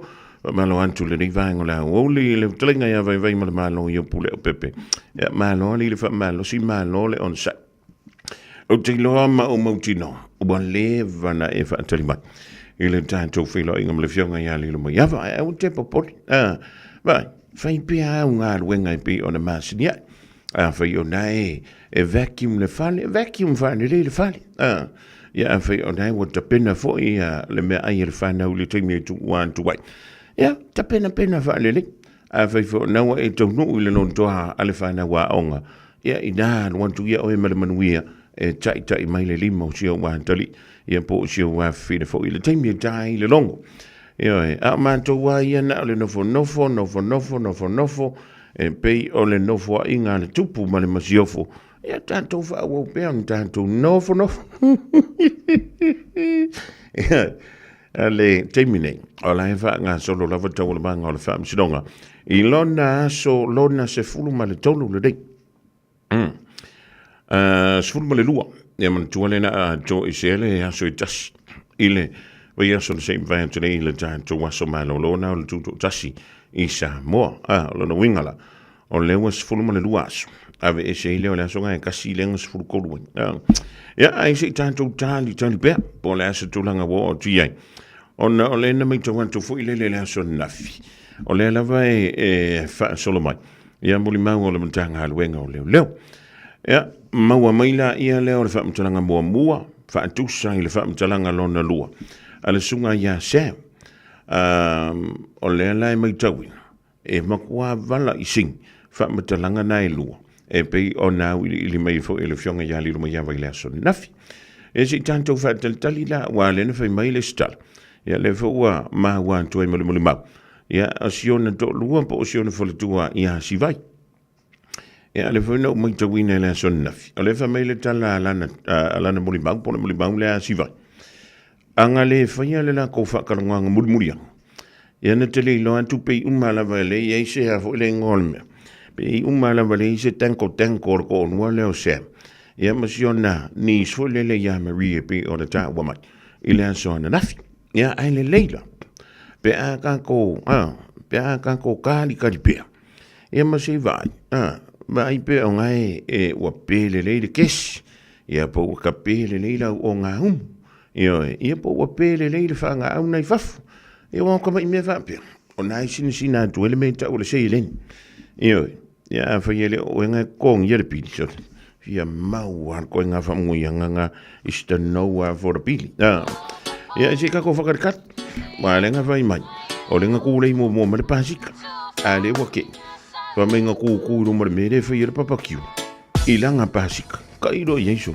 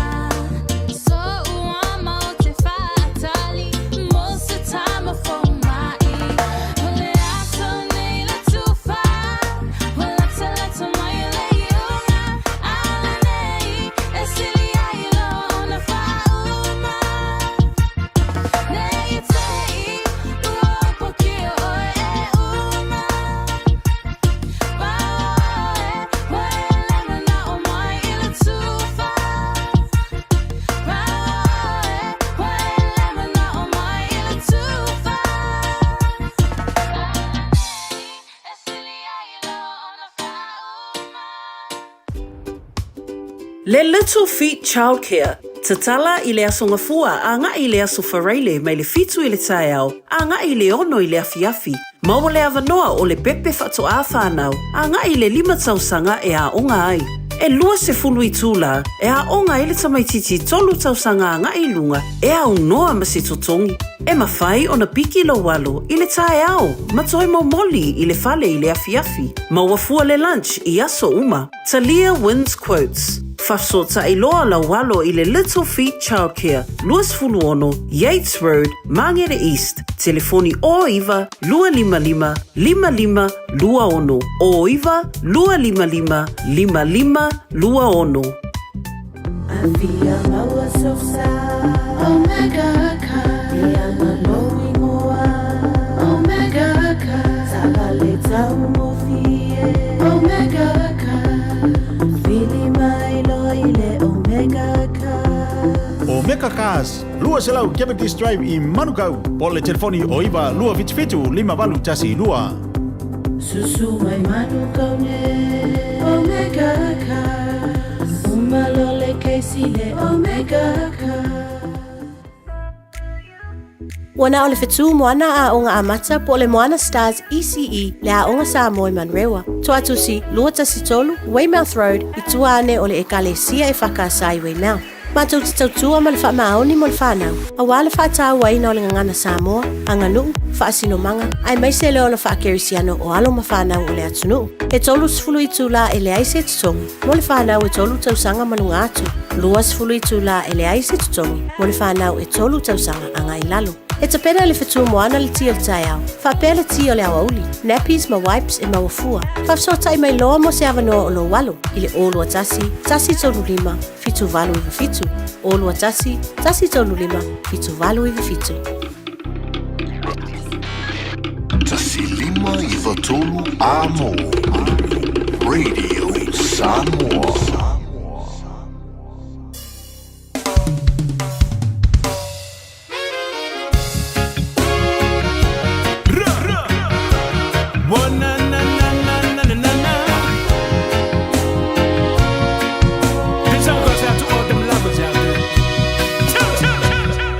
Saule va vea o se ia ni maia Pupula malo si mai fo ile fetu o le aniva Waunga solo e ai mapua o toa Sau upu malu fa aola totonga Talo fai le tangata o la masa no salo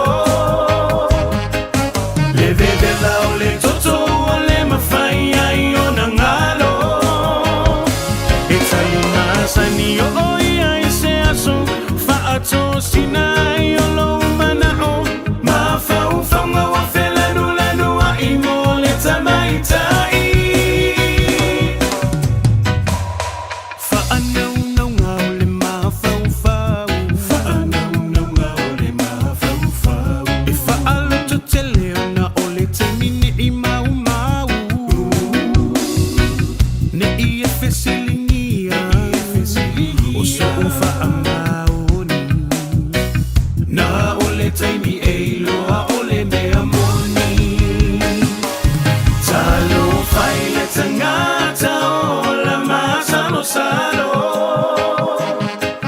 Le vede lao le toto o le mafai ai o nangalo E tali masa ni o oi ai se aso fa ato sinai o lo manao Ma fa ufonga wa felanu lanu a imo le tamaitai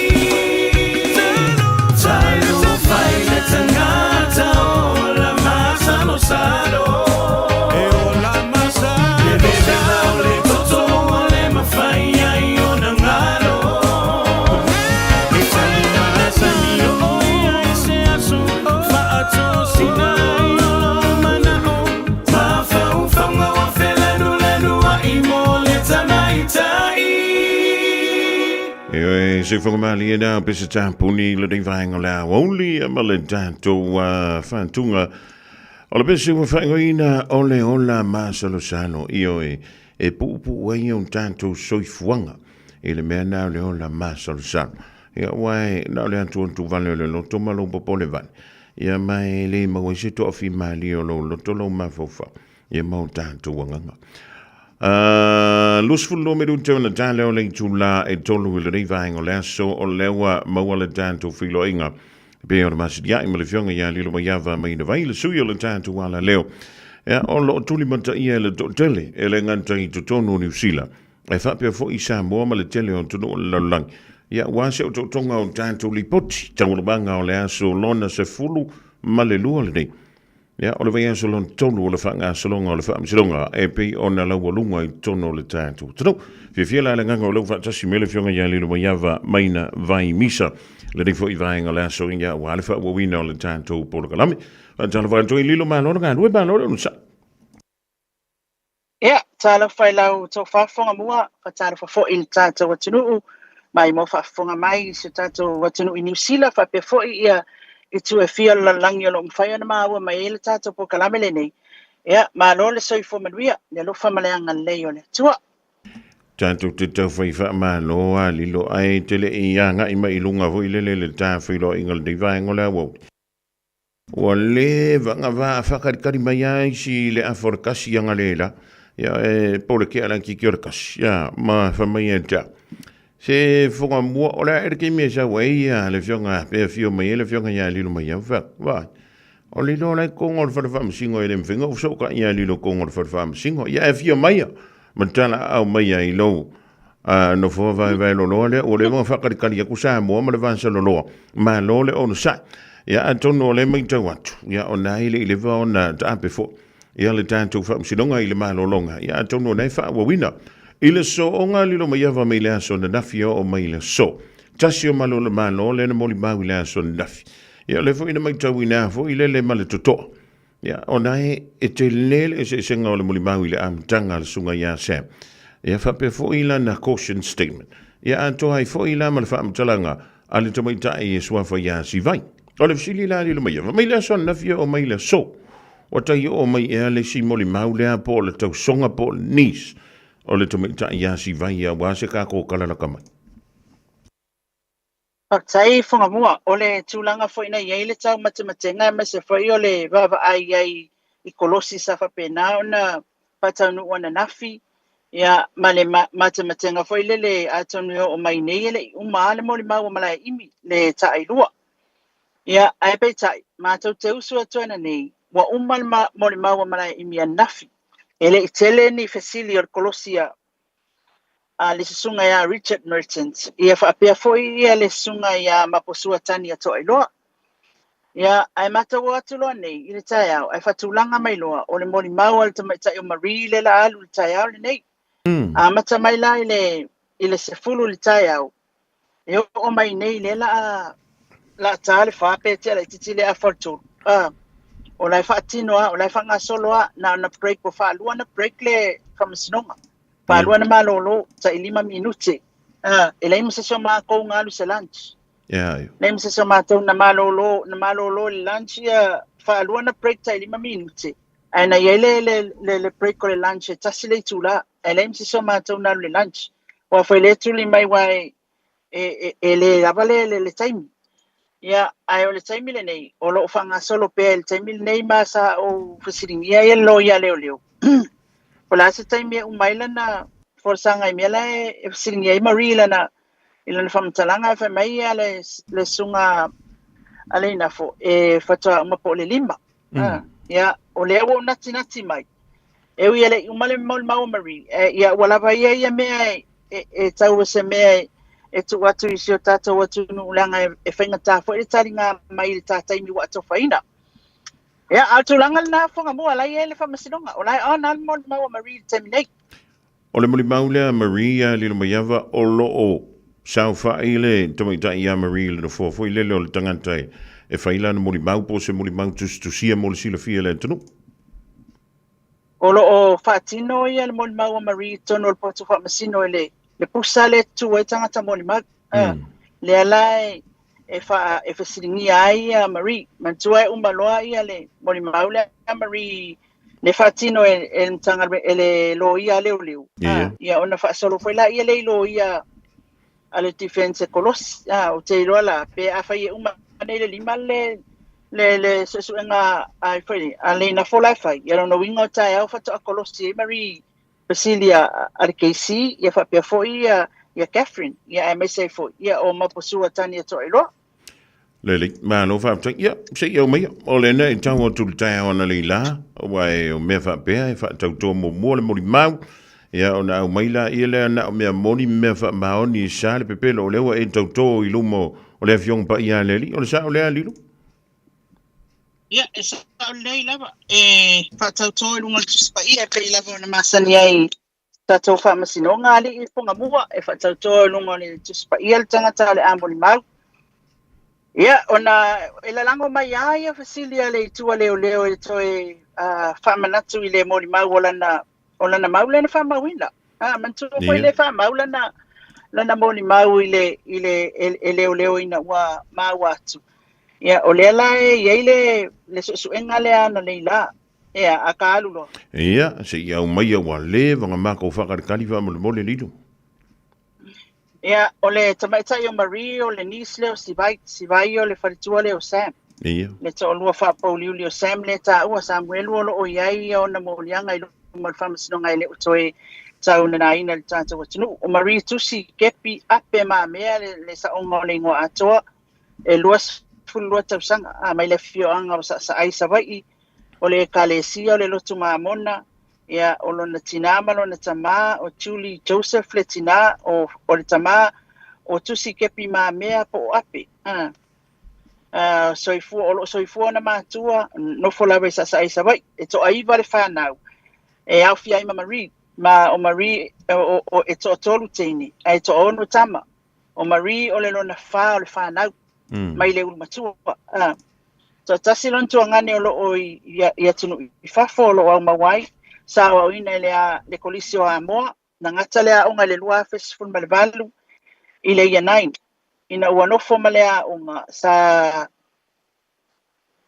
le whainga ruenga sa nofo le fali ia sa whesiringia pēna te sila fia si vai e wha Marie sa si vai o lona anti o si vai o le to fine la ititi o lon tama iei fo isi to fine o e fo isi uso si vai e isi whana wa si vai e le ai ia e te iloa le tau le ale aingo ia Sam ia o te iloa whawhena iloa ina Sam o le tōlua leo si vai e te iloa le ale umina no foi Sam si vai le ai o te le iloa o le ale taimi mua na lua whailoa ia ima Sam na maa whailoa ima Sam ina o sau mai sa vai sa o sau mai sa vai ilo o te tawhau ilo anti leo si vai o sau lea unofo o le manga whawhoi lea alu inu Ia.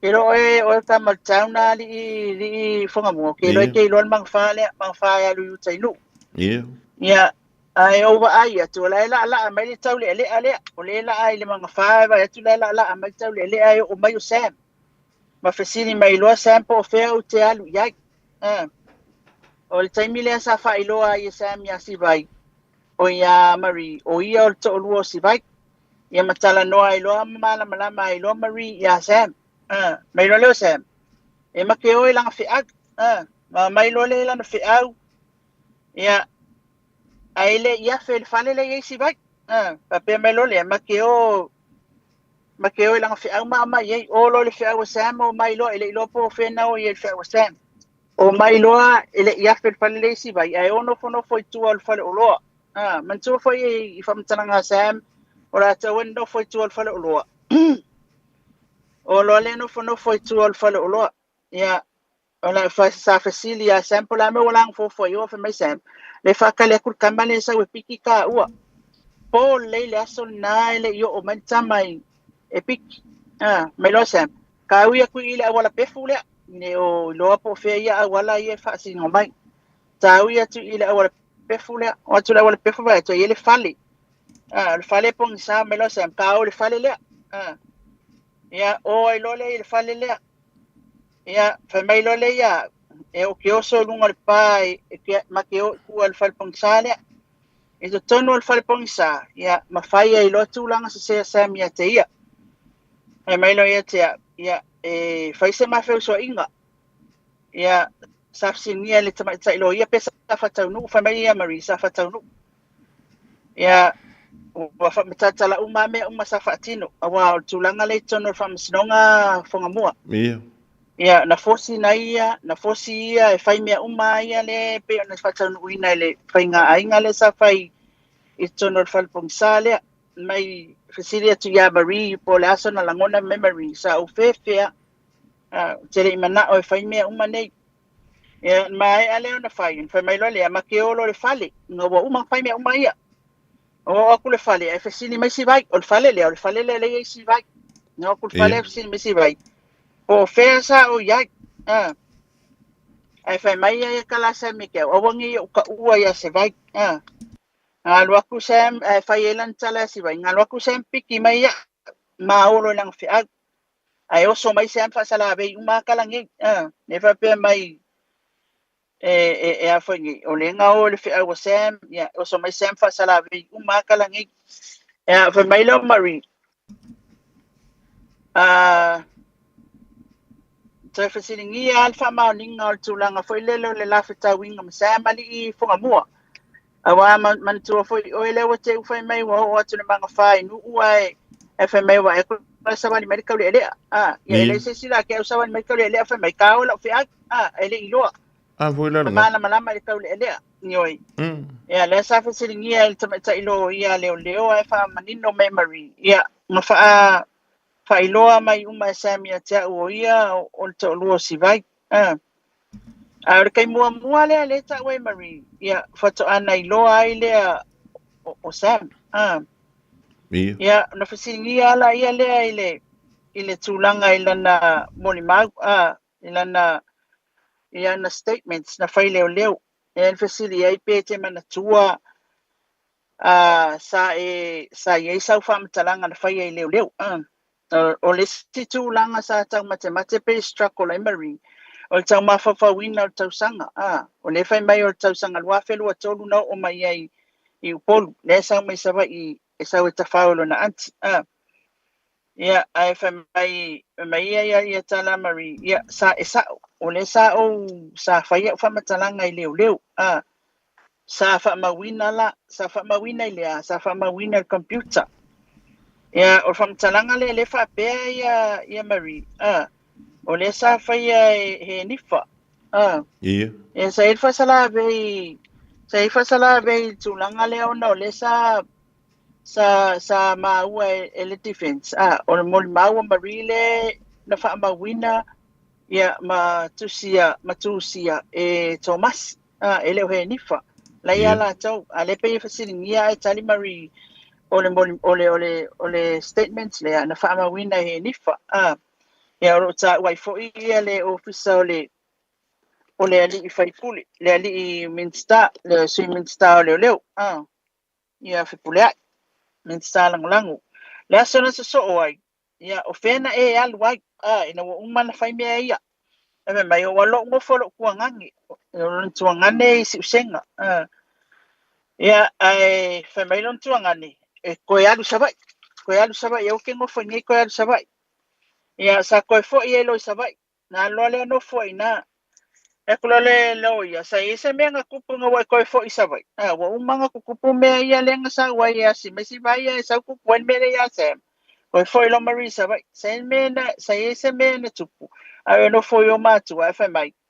Lua kulo si vai I o mātua. Alua tu si vai I lo tamama lo tina.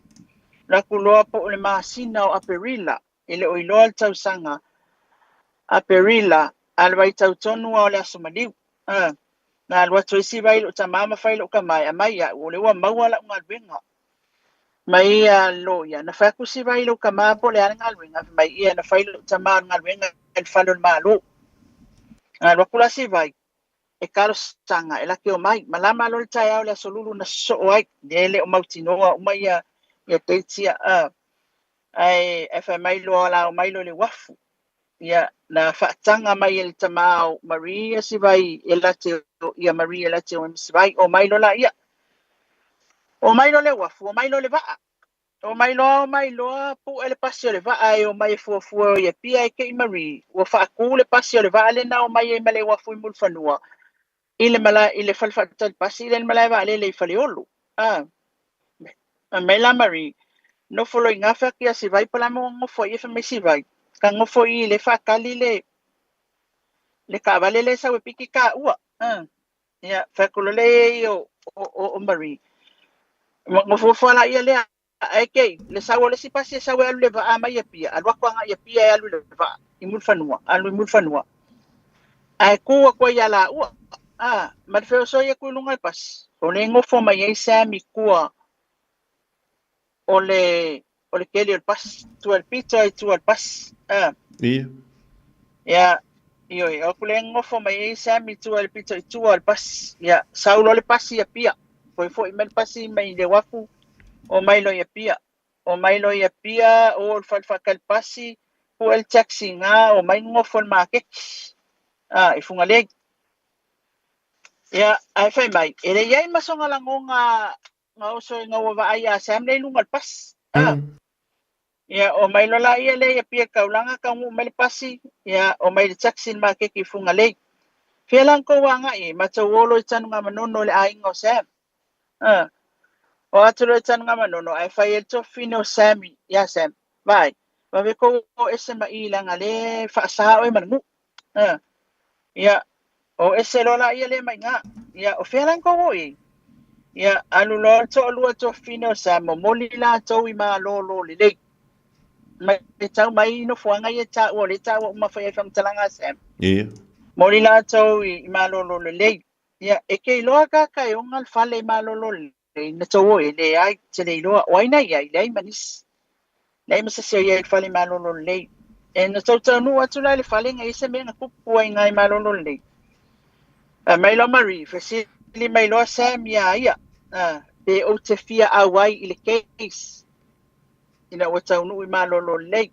pakulo sam e te fia awai le case pakulo le lo ia la le case le fa mai mari fa mai o le case on mele sa tu pui vai telele mali wel tangata wa upo sam na fa nga ya fa mai upo ki fia awai le case ya ma fa mai lo male upo sam fa mai eta ya o upo ya la tala noa tuai ya etala noa i lumar case oi sa e yai wa mari tala mari oi sa e yai le taimi na tupu wai le fa lavi ya to fasili le lo ia fa mutinoa o le ale mata upu lea mai mari o le tavalelen la ve ai tu a i vai tele fela sa isi vai taimi o si vai le tu si ai lalo fa mtalanga ia fa la wisam il taimi le no foi ta for sam mai lo mari nga ba kulo le fast paper ia o fast paper la fa tu sam mari pesa notebook this is a notebook fast paper la na ba tia tia e pesa notebook talan tu si ai e si vai ai fai sam e fa mau si vai e fai sam ia o ala me kusi lalo fa mai ia mari fa mai o upu ia tu si lalo ia o tau tala ma ua ma sam sa ia ma tu o le me na tu poel fa la lavi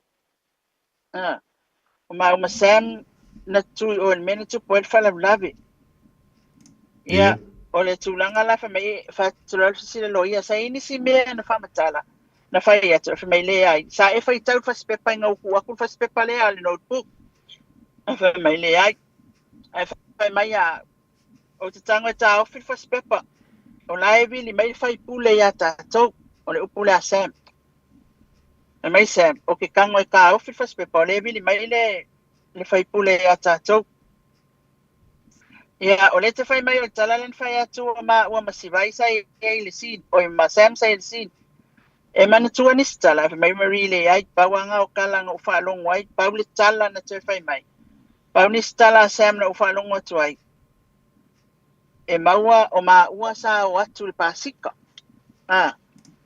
o tala ia mari e tong i mai le fasili lo ia pa u si tala sam na fa mai ia fa le tala o ma ua na o atu pasika e ni si tala o e mantua e se mai me inta o le ai E umia sa kaimi o faile le tūlanga lea. E whamai ma repair ma sa 5 minute o wha o si vai tala i e wha lau Sam. Ia. O le pepalan na lena au mai whaatu sa Marie o le notebook. Ia. E eila isi simentu pulpolea. Ne ai. Nalmean tupu le aso na so ai. Vili ai Sam, o le aso na so ai, na vili ai Sam le taxi. Piki mai ma ua masivai mama o mai mana no foi tu o le RSA. Aso na so ai, vili ai le taxi Sam, o mai aila e piki mai sivai ma Marie, o mai lon no foi tu o le RSA. O le kaimi ngā, sirila loia, mai pole au auli. Ia, tau nu o le RSA, na le simena so. Na mano no foi tu o le RSA fa mai sivai, e whaatali tawa le lesa ue piki ma ua i tu o le RSA. Ia. Ala kulor ka vale, lanu al ta vale. Lanu moli, o piki up 4 doors. O aile driver, mai sivai at, mai Marie fa mai sivai at ya, o le fai pule le au fi pule at. Le driver ta vale le ale na alwa te piki ma ua. Ma tau wanga i ailoa, i le falo le malo. O tangata le na alwa tu e piki oe o lua sa eva ai mua i le ai, ele iwa ai mua i a pule at, fai pule. Ia o sa olo ile officer pule ai, i o le falo le malo. Ia mako akulo le nga, ai matu atu fo ia, ai matu awai atu, le matu o savali atu ai fo i maleli i leo ia whatau malamba. Ne anga ia tu e le officer fo i o pule ai. Wa ofo whatau malamba na fai. O lana tō ninga leo. Fiasa iei whatau malamba. Ia make o aku ai oso mai lesi potu e se so o mare officer pule ai. Ne mato sawe wali whatasi lo i tonu le officer. Pe mai lo mau keo i kong mau kalangoa ai. Lala ia Marie. Lala tala pule ai. Ia sa fai mai ana fesili. Ai fai esi vai. O tele i lo. E se tala na fai ati ia. E paua tala pule ai na fai mai. E oi fafua e se i ona fesili ngia. Ule mea wa au mai ia. O lo le fafua si vai. Ia ma se. Ma fatau malama. Ia e ngofo inga Marie tono poto pule ai. Le officer. Na lal mena tu. E sa fesili mai fi pule ai pe wa o lo le mea wa au mai ia. Ia sa o tali atu lo iai. O te leo malama i le mea wa au mai ia. Na whaeloa sa o mai lo ia o le mata upu lea i le ta avale le na la vea i vai tele. Sa fesili mai fi pulea ia penga o iai i le kaiminga kupo. E whalau lawe vai kele sa o kali i le iai. Na fesili ngia o pulea i le mata upu lea tau ta avale. Whaeloa mai loa lo latou a inga fai no le pulea e fsili mai pulea ai mtal no menta pulea ta valle la via fai lo ate pulea ila lo na ainga la lan tala ya oi o tala le pulea e ia ila na fana fai mai o ia ila na fana tene tu sale ya mato ya tu ala na fana tene fai mai o lo na tina pili e no foi sale longa no o man fai mai la na tala ilo na ainga fai mai lo e whaatali leo ia o atu e whaila o whamatalanga. Saulo i whawhapule ai alu atu lo i tonu le teine ingo ia he nifa. Ia whailo la o whamatalanga. Whawhena record lan lau whamatalanga ia sa tae computer. Ia. O la le taimi lea, ia pe wake al fik i le fiafi. Po wa te ala afot fitu i le fiafi. Ia o le ale whaingo lau whamatalanga sa tu oe whamatala sa o le mea na tupu pe sa tu pesid. Ia fa mai na fesili mai o tali atu iai la tala sa fai lau whamtalanga sa o fai le teine leo o ma ua sa ma tutu o le mea sa tupu el whalau lawe ma Sam o ai o te fesili le nafo o ai o lua ma ua ma Sam ia o ai si mea na e fai e ia he nifa fa mai sa fesili mai he nifa pe sa ma o atu spasika o tali atu iai i ia sa fesili mai fai e nifa ia te po fea tonu le fale le sa ta mai Sam ia te au o le fale o tama o lo tina o tali atu lole ia i fale tonu e fafia ngai mali mea na la vea itu a bawa i na fesili he nifa na fai mai ia te au la le umi o lo fatan noanga mai he nifa e umal fatan noanga o te atu futa silpo ai se awa umi e lo fatan noanga o te le imana tua ona sa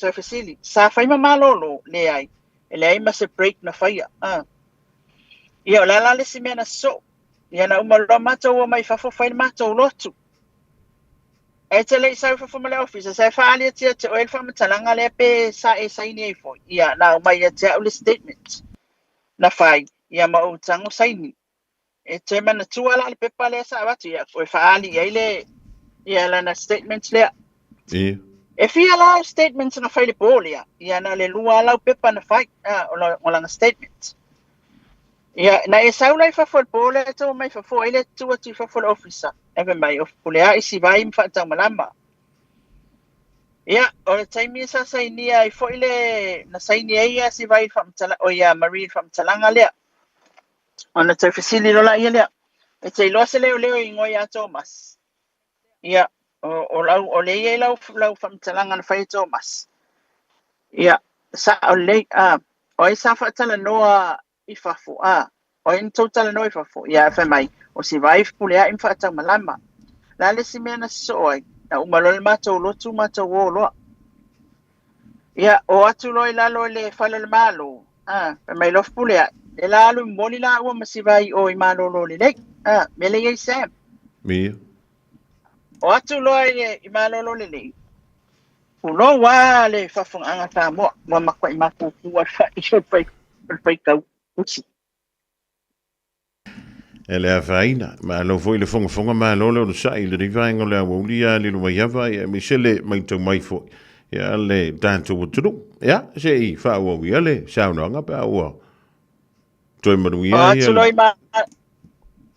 o atuloi ma lo le fai lo fe pulea ia sam masivai ele te tau na o no foi i ma lo le ona ele tala fia ngai le mato mo moi fa atas la ua ma e o tala pulea i tau ele tau tu langa lea ele tala fia ngai sa fai pulea ia si vai masam le la wal ma ave ia Marie il mato fale e fai e sam ia pulea au ke fia poku ya la alo i kua sam i kua le fale alo kuma pulea i vesi elo na ton le fale ya o falonga kulo wa velo mai fafo isi mea ngawa pa o mai po amela velo mai fafo ya la amelo pulea ai ya sivai ya failo ya sivai o ia lela o lela ma o mai ya talia lo sivai tu mai lo mate mai pulea o mai lo pulea i o lo ilonga ai ngai saina i vai tele avatuloa umato mo moe malan fana tini le sport sile mai lo fana tini pulea ia cha pe fia u tau sanga ile lua nga ia toi saina wa ni lua discussions sai se mena lua tala noi le ai o tala pulea ai o le wa vili o no fo me vili melon to lua te penal potu mate no fo ai malan fana tini ele te fasili mai fe pulea ile mata upo na ia fa ilo ilo na to lua ela se menga kupu polia le ai ele se menga supu la sona so ai ma usu mai lo ma polea ile fa tali ma lo e ngo le ma reke ilo topa ma o to tongi le potu mate no fo ai masivai ola o ia o Marie ma pulea ma o lo siaki le potu o mai fafo fai mai mate piki mai sivai mai malolo le piki mai sivai mai malolo le trap loma o ile ma reke lodge e se lau se fulu lima tala sa mona tu ia sivai malan talan fai mai fa tau ni mala lava ma se fanga ma sivai tangolo tu mai ata o le ki o le potu o le fatal malo ma o lo fa tali le pasi ma sivai ma o lo yuta le ma reke lodge man tu ale wa ave pule tu pe o lo ma tala pule a fesili mai sam o fea matena no foi a wane fa ilo ya sam ona o ia le alwe tuli le taimi ola na fono i savai ma no foi lo le ma reke lodge ele leva ai tu mai sam le po lava le na saulo pule ai foi mai savai wo longo tala wa ilo sam le me le matena no foi le ma reke lodge fesili lo ya sivai pe va fena ilo sam e o tele i loa po le ali tali si vai na fai ai alu ese lo pulea il ma reke lodge e matonu no foi lo masam ia o le next day paule tangata sa vili atu le aso na so ai ya Sam pau tangata sa vili atu tangata o Sam le aso na so ai ai na watu lo pule ai piki mai ya wile Marike Lodge ile piki apuale ala no lan moli ma o mai ai loa eva ai le sin le pikinga le o ia na piki ele tai poa ma atu lo pule ai ma tu ilo matonu lava o le fale le fa pe o le fale o tama o tina ma tu ilo ina vai tele ai siringia ilo a pule ai pe sa o le mele ma tu ai o ina na la ve ai tu a o tele Italy ai e sa mena ele Italy ai sa ono fonofo a wa esel me na fesili mai pule ai a tia le mea wa fai mai lana tara a uma le case lea o le afa tau sa telefoni moa o le isi tala a fe pule ai na fai mai tia e manuia lo le case o na ave lo le wa u I fa fo nga luenga fa vai taimi le sitala a manuia le case na tanga foi ave a o fa fa nga luenga I lunga I lona ofisa ya umale na ona te moli lea ona mato e ole moli a ole Marike Lodge ya umalona topa u albeselom pula o walwatu lo fa sili mai sem si vai po fena ave ya pula sa utali na ma ole sin ile me na tu puel fa la blave ole vai asa na so ai na watu ai to masima he ni fa piki na ia mai le Marike Lodge mato oi foro le fa mai mau ke fo I mato yo fo I vai tele sin ai watu vai tele sin o le pisi le wala fa mai no le au nga o lo la ia le I fale o le uso he ni fa e o I fale la ni o ina le fale o he ni fa o le uso he ni fa ia na toi fa a umai lo la fa matalanga ia o le ala winga la uta fa umai ia na fa sa o isi me o statement le sa fa ia o amen toi fa sa o le whainga o whamatalanga wa se na whai he nifa. Se le ale tu a matanga se las whanau matausanga. Na umale na ai vili ate pule ia he nifa le la koe waku mea ai mawai. I nai whanau niu. Ia, o le whasaonga la I lau statements na whaatino sa computer pe sa tusi lalu. I sa whasa o I le laptop whai he nifa. Ia, o le saulo e ni fa wa ku me ai ngala ku mafule ai ma fang vai le le vai al ese mai ai to vili atu ya he ni fa ye fule ai fa mai ma ku ke mai lo I kai longa ofisa ya mata wo mai lo fa le ma lo le ofisa fule ai ato pakai la lo le ile fa le ma lo mato mas ma he ni fa ma no folta vale ai al to mas I lunga le leva ai o vai alo ali ole a fata malama le foi paka mai taftafa to ma ua na latu na vaccine no liuli te silia tu fata malama ya he ni fa pole ale pala me le mate watu ai fa ni fa oi pole mate watu fa ni fa ia ole I Marie ia o holola ia ilunga le ofisa o fe pole ai fa mai ngai lalo fa tu lo fe pole ai ia he ni fa Thomas e avatua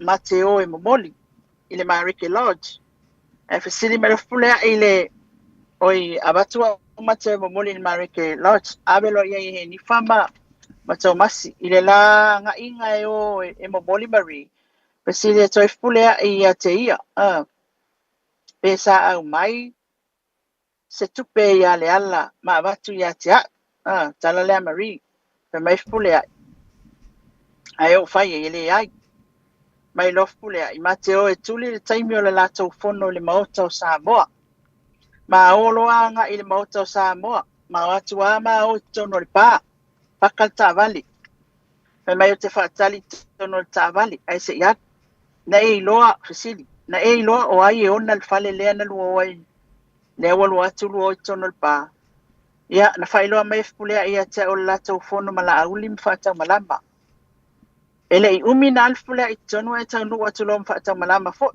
ila na taaba le ale o le vaksila no liuli ia na savali ene fata malama na tele iloa e faisi na umi o le fono ai o mailo I fafu fono la uli pulea in fata malama sa lo pulea fa mai mate molia uli Marike Lodge na mai lo lia ma sa o ai wala le tu na mato wa tu esele wala le wala wai wala le tu na mato le tafta for chim tul ta ava le la la out of ta for chim ai tangi lo telefoni e pulea ai o Sam le mobiliatu pa longo tofa pesta la Sam ofisiliatu po fe alwe ave ya al talif pulea fa ya Sam o laio mai to masima he ni fa momoli mai ya uli Marike Lodge Ola le fa longo Marie Ola ve fau e sa no lilo mai avo mai tang mai fo le tanto tru he ni fa ma to masi o ai tanga tai e pe o le ta wala muli mau Marie o he ni fa to masi o leo man to foi le ye leo e to lua le sala fa tau tai fa matalanga i le su enga li o fa tau malama le lan fa ye fa matalanga I foi no a Marie o le to yo ngale na o ai tai le officer o mai lalo failo e pulea ia he ni famata masi e mai Marie la te bol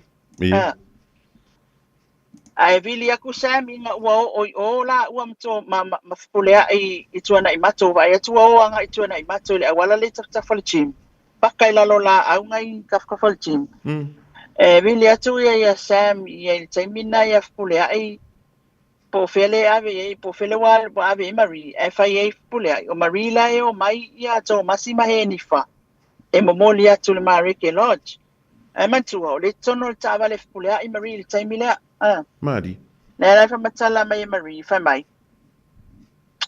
ya o tele lo le taimila o le makamaka ia porn movies a pulea le tono ta vale Marie fa matala o mai Marie o tele o ilo io le wat tu la lo la au ia taftafa ne le wala le chim o le wa mata ia porn movies ale ata le fo ia fonga moa a fe pulea ia ele uma ele va ai o so mai lo pulea ita milo mai le tu le o teno fo i tua o so mai lo le fo le ava no fo mai o taftafa ia ma na fai ai lo tu langa le fitau ia te ia sa fisiring ia uma tulo tata watunu ia me uma sa fai ia te ia ma famatala uma Marie ia kama 5 pule ai fa kisinga ia o me uma isa famtanga tolo ko ia ma fosi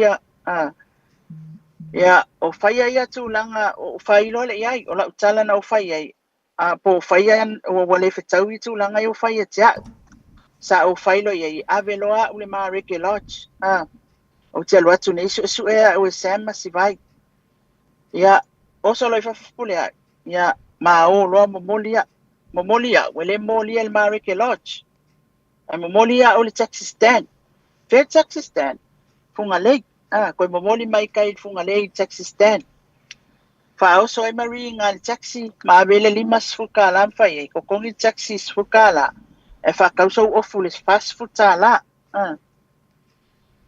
ya alu lo tax ai va ai mai le tax o le mulmuli ko ku ka vale fulea e tu le taxi o le Marike Lodge ai tu a toi fa tu a malta vale fulea ni o le Marike ya o ia la le wa saulo si vai saulo le taxi lenga va ai o so le fuma taxi vai ko savali me si vai le savali me longa ants pa mai po fea nga luir ka vale fulea penga sawe mo moni mai a lenga milia ku ya he ni fama ma ifrengo ma Thomas ele si o tele o sawa ele yo mai la vai nga ye moni mai le fa mai o fulea ele sawe mo moni mai ya fam tala tule e afringi e Marie ya o le o sawe taxi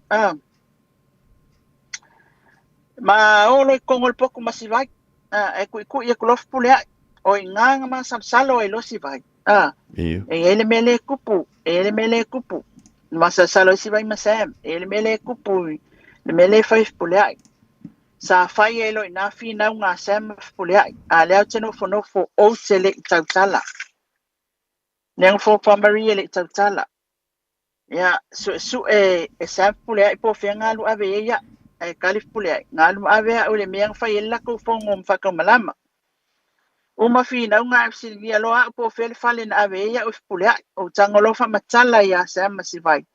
Na ave ia ufpulea ile wala le tafta le chimi tuana imato. Na la le simenga kupu ina wasa ufpulea. Ya le simenga kupu nga wasa ufpulea ima ilfongo mesavai. Na alwakuloa ave esema ko Marike Lodge. Isi asoria. Le was so. Ave lole o tau ifia. Ya ave loa tu umatau itua o le fale le itua ne o lona fale i saina. Nga le uminga ngofo inga. Mai ia Marie pe tolu tau sanga. Ia pe o ile na strakola ina o tefsiringia ele lo ia. E le na fo. Awa fo o tolu tau sanga le ta ua. Le fe le na fo pete iloa la ia me o masina ma tau sanga ma. Ia la tali mai a Marie fe me tolu tau sanga. Ia. E ke mga kua mea umangi sa kukupu i le Marike Lodge o le ale tau sanga lia. Eve memory o le luafe lua o te manatua. Ia. Ia, sa o ina fasili, se sili foi lele ia Marie, ina ia o pe kau struggle like kike Marie tau sanga. Ia, fasili foi lele. E te iloa e fia masina i tono tau sanga. Ele mfaini tali Marie. Te le manatua ina. Ia, e te manatua te mtono nofo i Marike Lodge. Le umi pe pupu e fai asina umi ia e fa fenka usia nga kausi o ko le Marike Lodge ia o te le iloa tali la Marie no foi lo i le fale fpulea i le tua ne o le fale le no foi fpulea i saina mo le lua vai aso o lo le afiafi alo atu lo le isi aso e la tu lo fpulea i tala noa ya Sam. E ta pena mai mata o mea no foi le isi hotel le al mo analisa I vaiteli. Mako wolo le ave mako ngofo elo inga. O ave mata o fpulea ele mo analisa e to el wese mai. O ina o konko ngofo le hotel le. O sama si vai. O le uminton no fo mo analisa ele umi. Na mata no fo mo analisa. Ia tala noa mai ia taum tuto atas. Tomasi tuto atas. Le siari leo le amantua mai fonga. Ia. Safa mawina le sfam talanga. Taimi sa tau fatasi ai masama si vai. Sa isa taimi na fai ai ni lua fatan noanga ma Thomas. Sa alua tu Thomasi. Fai ni lua fa matalanga I o ile mwana lisa. Ia sa alua tu. Ia fatatau le ana fa matalanga. Fatatau ile incident. Le na tupu I vaiteli. O aisa ia au whakalangoa o lua. Au whakalangoa ia na ua ma Thomas. Ia. Ia, o lani mea na tupu le interview lea. Sa ua ia mea ia wale whaali umai tono whamtalanga ia e whasilingia ina I whamautu. E an whasilingia ule mena la vea I tu au sa whasilingia ia au sa ufai a Thomas. O maa ua ma Sam sa ia ili whaalavilavi. O ani si vaenga sa e ta ua Thomas e o whatanoa. Paua whasili o mea tau le mata upu lea I la vea o tu au. Na umon whatanoa whai mai loa leo o le la whai loa ia whapulea ila ufa mtalanga. Na wha mawina ufa mtalanga ila laptop a Thomas. Tango loa Thomas I toi whai tau mai a tia ula na wha mtalanga. Ia, ma abe loa ia, ma whai mai o lea abe loa ia whapulea. Wha mtalanga lo na lua lea sa tapena Thomas. Tu sal wha mtalanga lea sa whai a Thomas. O te leo I loa po whea abe ia kala la Marie. Ai lua 40 pages. Ia sa e saini, ia sa o saini. Na o saini, to saini foi Thomas. O le ale au tu o le whaamtalanga lea. E wha au tu o le whaalaulawe lea na mali wai tu au. E se mai whaamtalanga lea. Sa e se si whaamtalanga tutusia. Le ai, au lea whaamtalanga. Ia, o le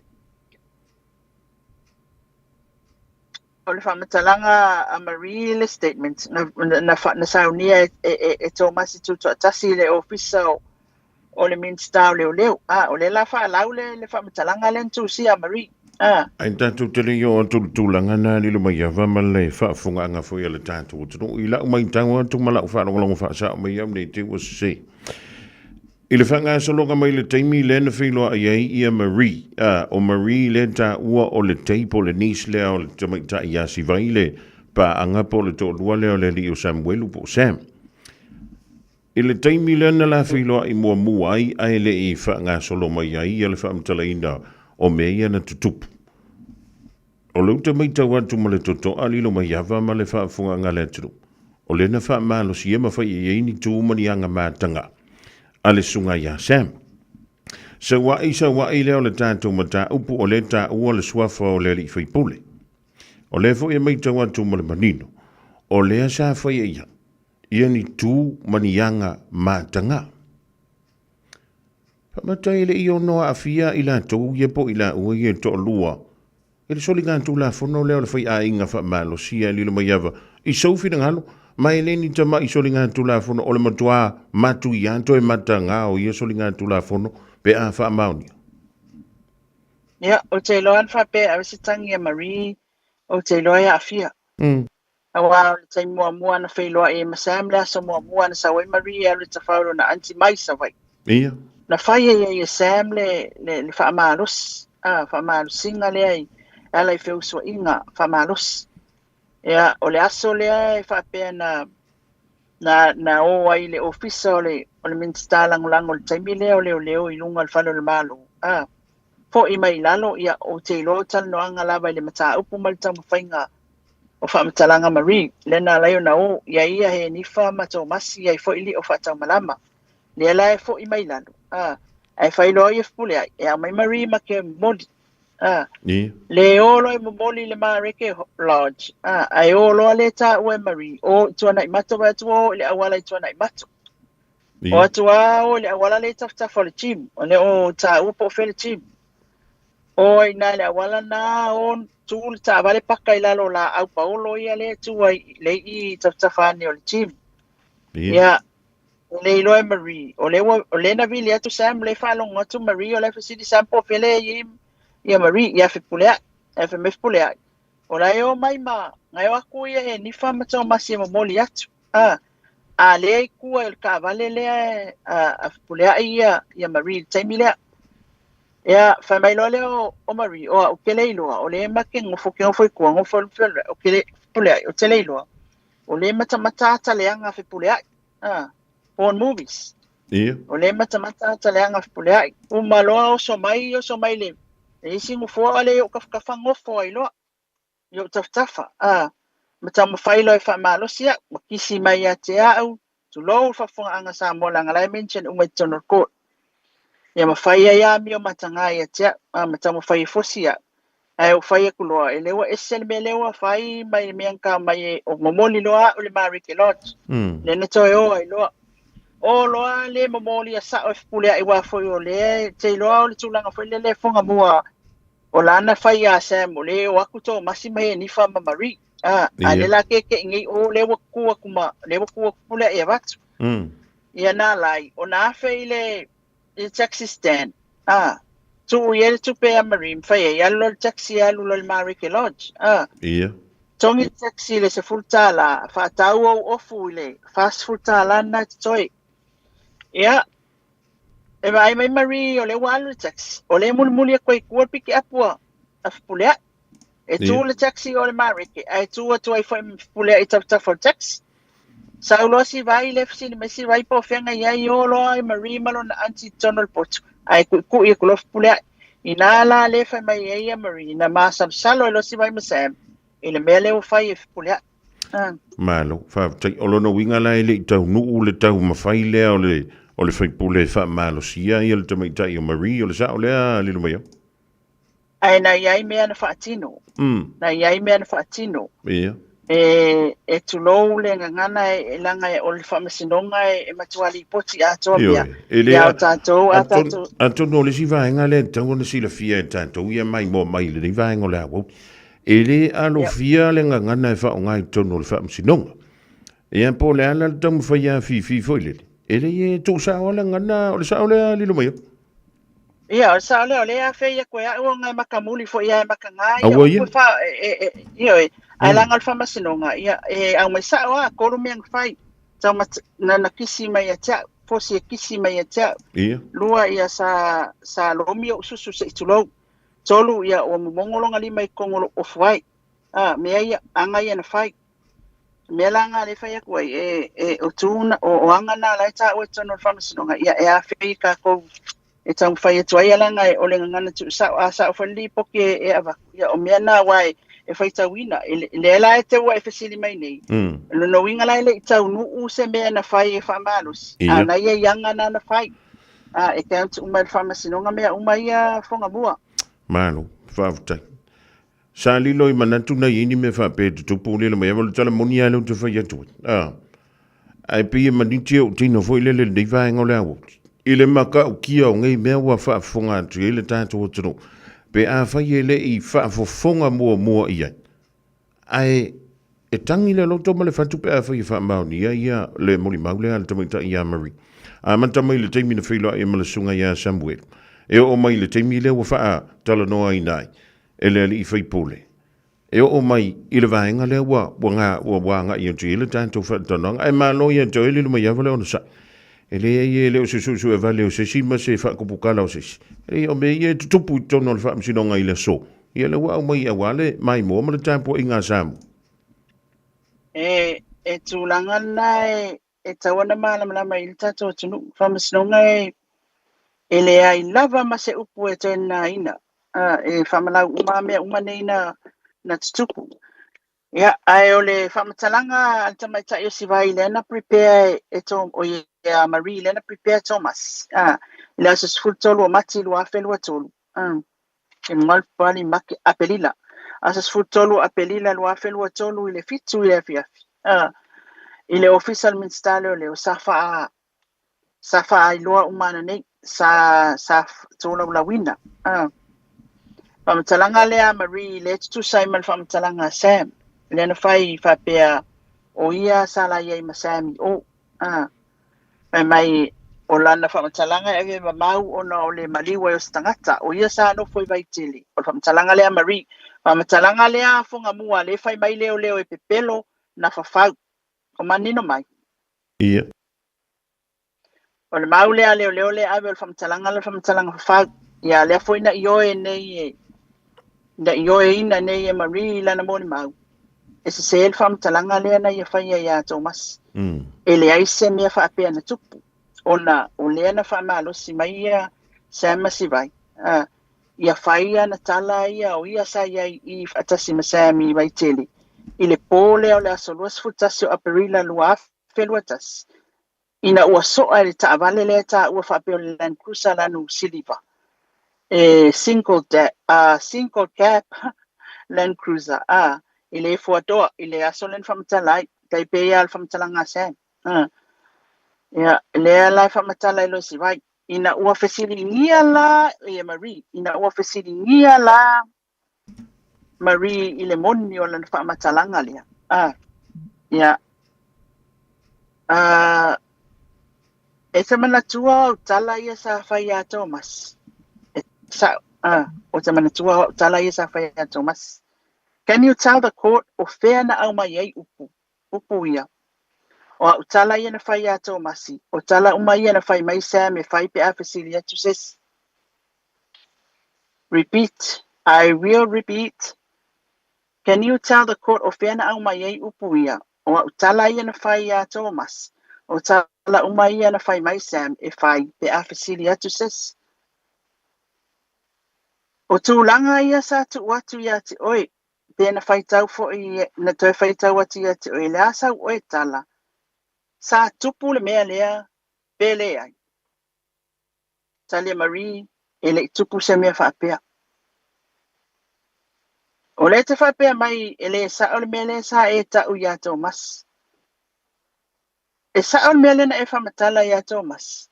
Le ai, e le sa Sa e whamatala I se isi tūlanga leo lau whamatalanga le sa e whaia Thomas.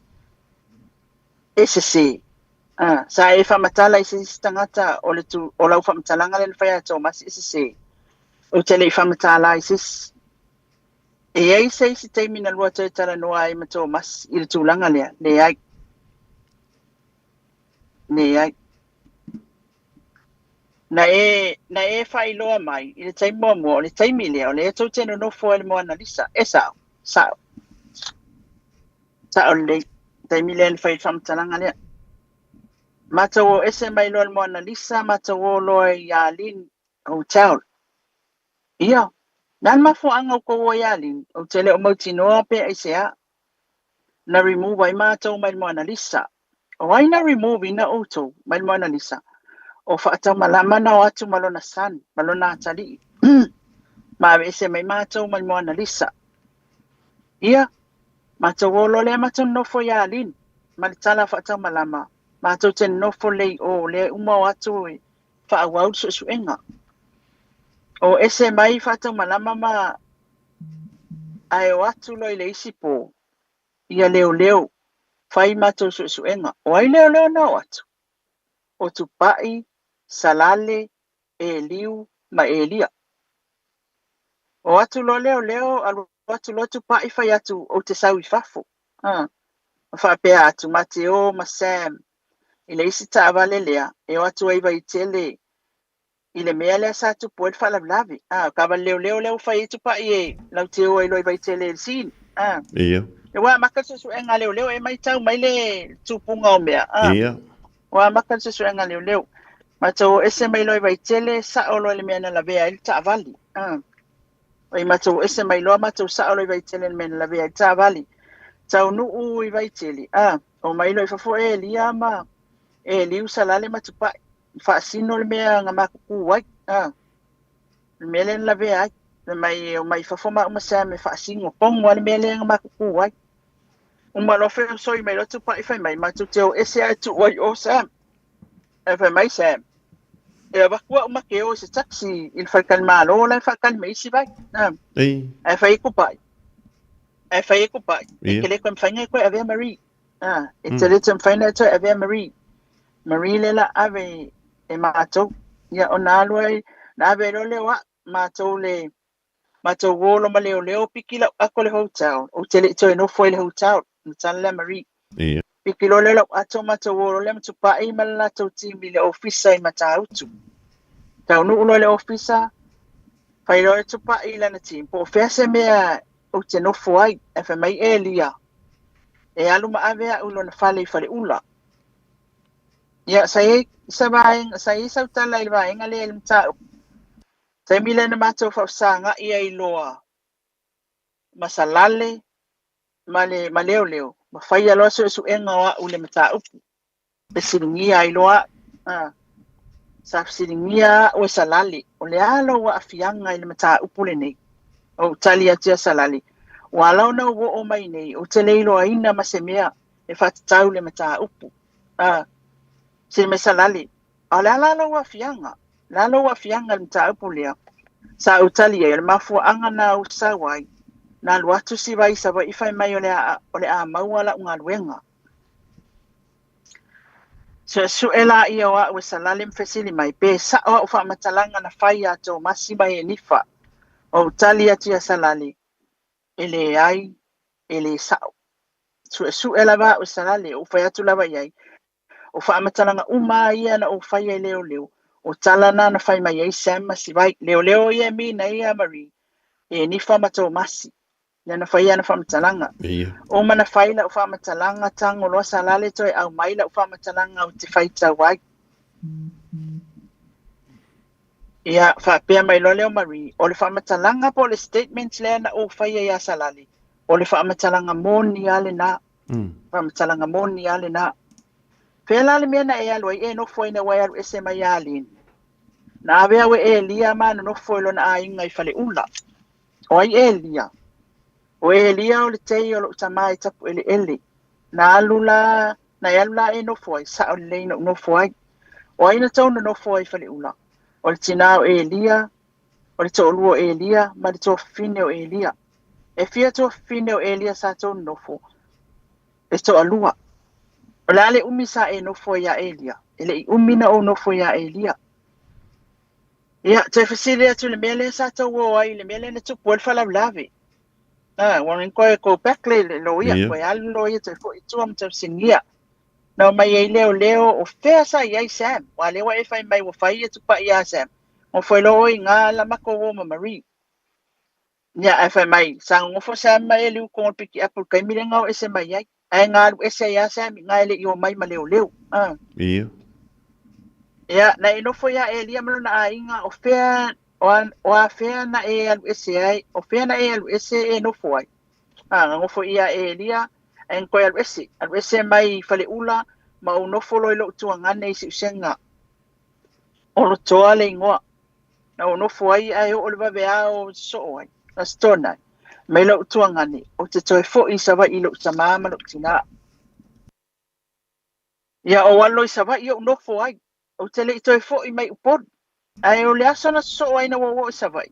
Ai o atu ai si vai ma le isi teini, o te le i lopo ai. Ia. O le te i le fale atu li mai lo tamama lo tua ngane ia te au fai mai. O ke sau o leo mai si vai ma le sikengi. Ia, na eva aila ia si vai mal teine lea sa o lei. Pia sa eva ai ai. Sa mātou whausanga i ma si vai mal teine lea ma whai mātou tala ma lo utama i tono le whale ma tu umai loa ia ue lo utama ia si vai mal teine lea mātou te toi o mai. Sa mātou o mai ma le tala lo utama ia Lise Marie Schmidt.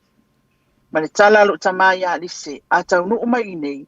Awane i toi ta ua awane i toi tu ua i a si vai ma Sam. Ai avea u mate no nofo. Mata o mai loa e fai mai loa le teine lea. Na watu ma si vai. Mate o le houtau le tiavi. E le iloa e Marie le ingo le houtau. Sa e se teimina e iloa e le ingo le teine lea. Na o mai ma si vai. Ia, na fai loa mai si vai a u le ingo le teine lea. O Lise Marie Schmidt. O le houtau le tiavi. Na mato no fo ai ele umi fo ai o atu lise ma leisi teni fai mai e ta pena mai mato mea mato te o inu o le houtau le tiavi na mato no fo ai fo o au o Sam masivai ai sa ye fo itai mina la to lise mato no fo au no fo le houtau sa ye ni tala no anga le matau Paula tūlanga nei ai, o le alwatu o lise mamama moe ma fasilia tu ia te au le mata upu. Ai o tele itali ia lise. O ana fasili. Fai mai lise. Pe sa o lea mea wa au mai ia au le mata upu. Ai o tali atu iai, ele ai. Mato no nofo ma lise, usu mai le vave au toi atu ma leisi teine piki mai mato. Mato toi o inu. O ingala leng fai mai e lol famasino. Tatou malolo mo se 5 minuti. Ona o sawa i lole i fafo. Le ala o tatala noa i lole taimin nei fonga mua. Soli. Ma lole ona sa ili lo mai ava ma le whaan tōtoa i le ni vaenga o le awa uli au te iloa e le i whaingo fie i le fitu na i fo i lele o lau tō wha ma lau wha au tautanga. Ona e le ni tamai upu mani wha matalanga ia na e taumawhai e longo pui ali i ele pa ia male malo le tātou o turu. O lo o tāmpu ai mai Samo, o lo o tāmpu ai mai a inga. O nuu o awhio anga mai tū malo Samo poto poto. E ele mawhai ana tātou nā tia le mea moni. A whai a o le saundanga nā male moli mauna le tamita i a Marie. I to tonu o le whaamasinonga lena wha tautoi. E ele isa kako mea la au fiu fose whaamatalanga. Nei te ua pa o papa le mai tau mai ale tātou o tunu. A whai awa ka kou fia o sa i lile mea moni lilo mai. Ia o le mea ngā kaungaru e ka kou e le ka wanga au fiu fia ni whaamtalanga. Ia o le mea lalea. E ian te o e lau discretion.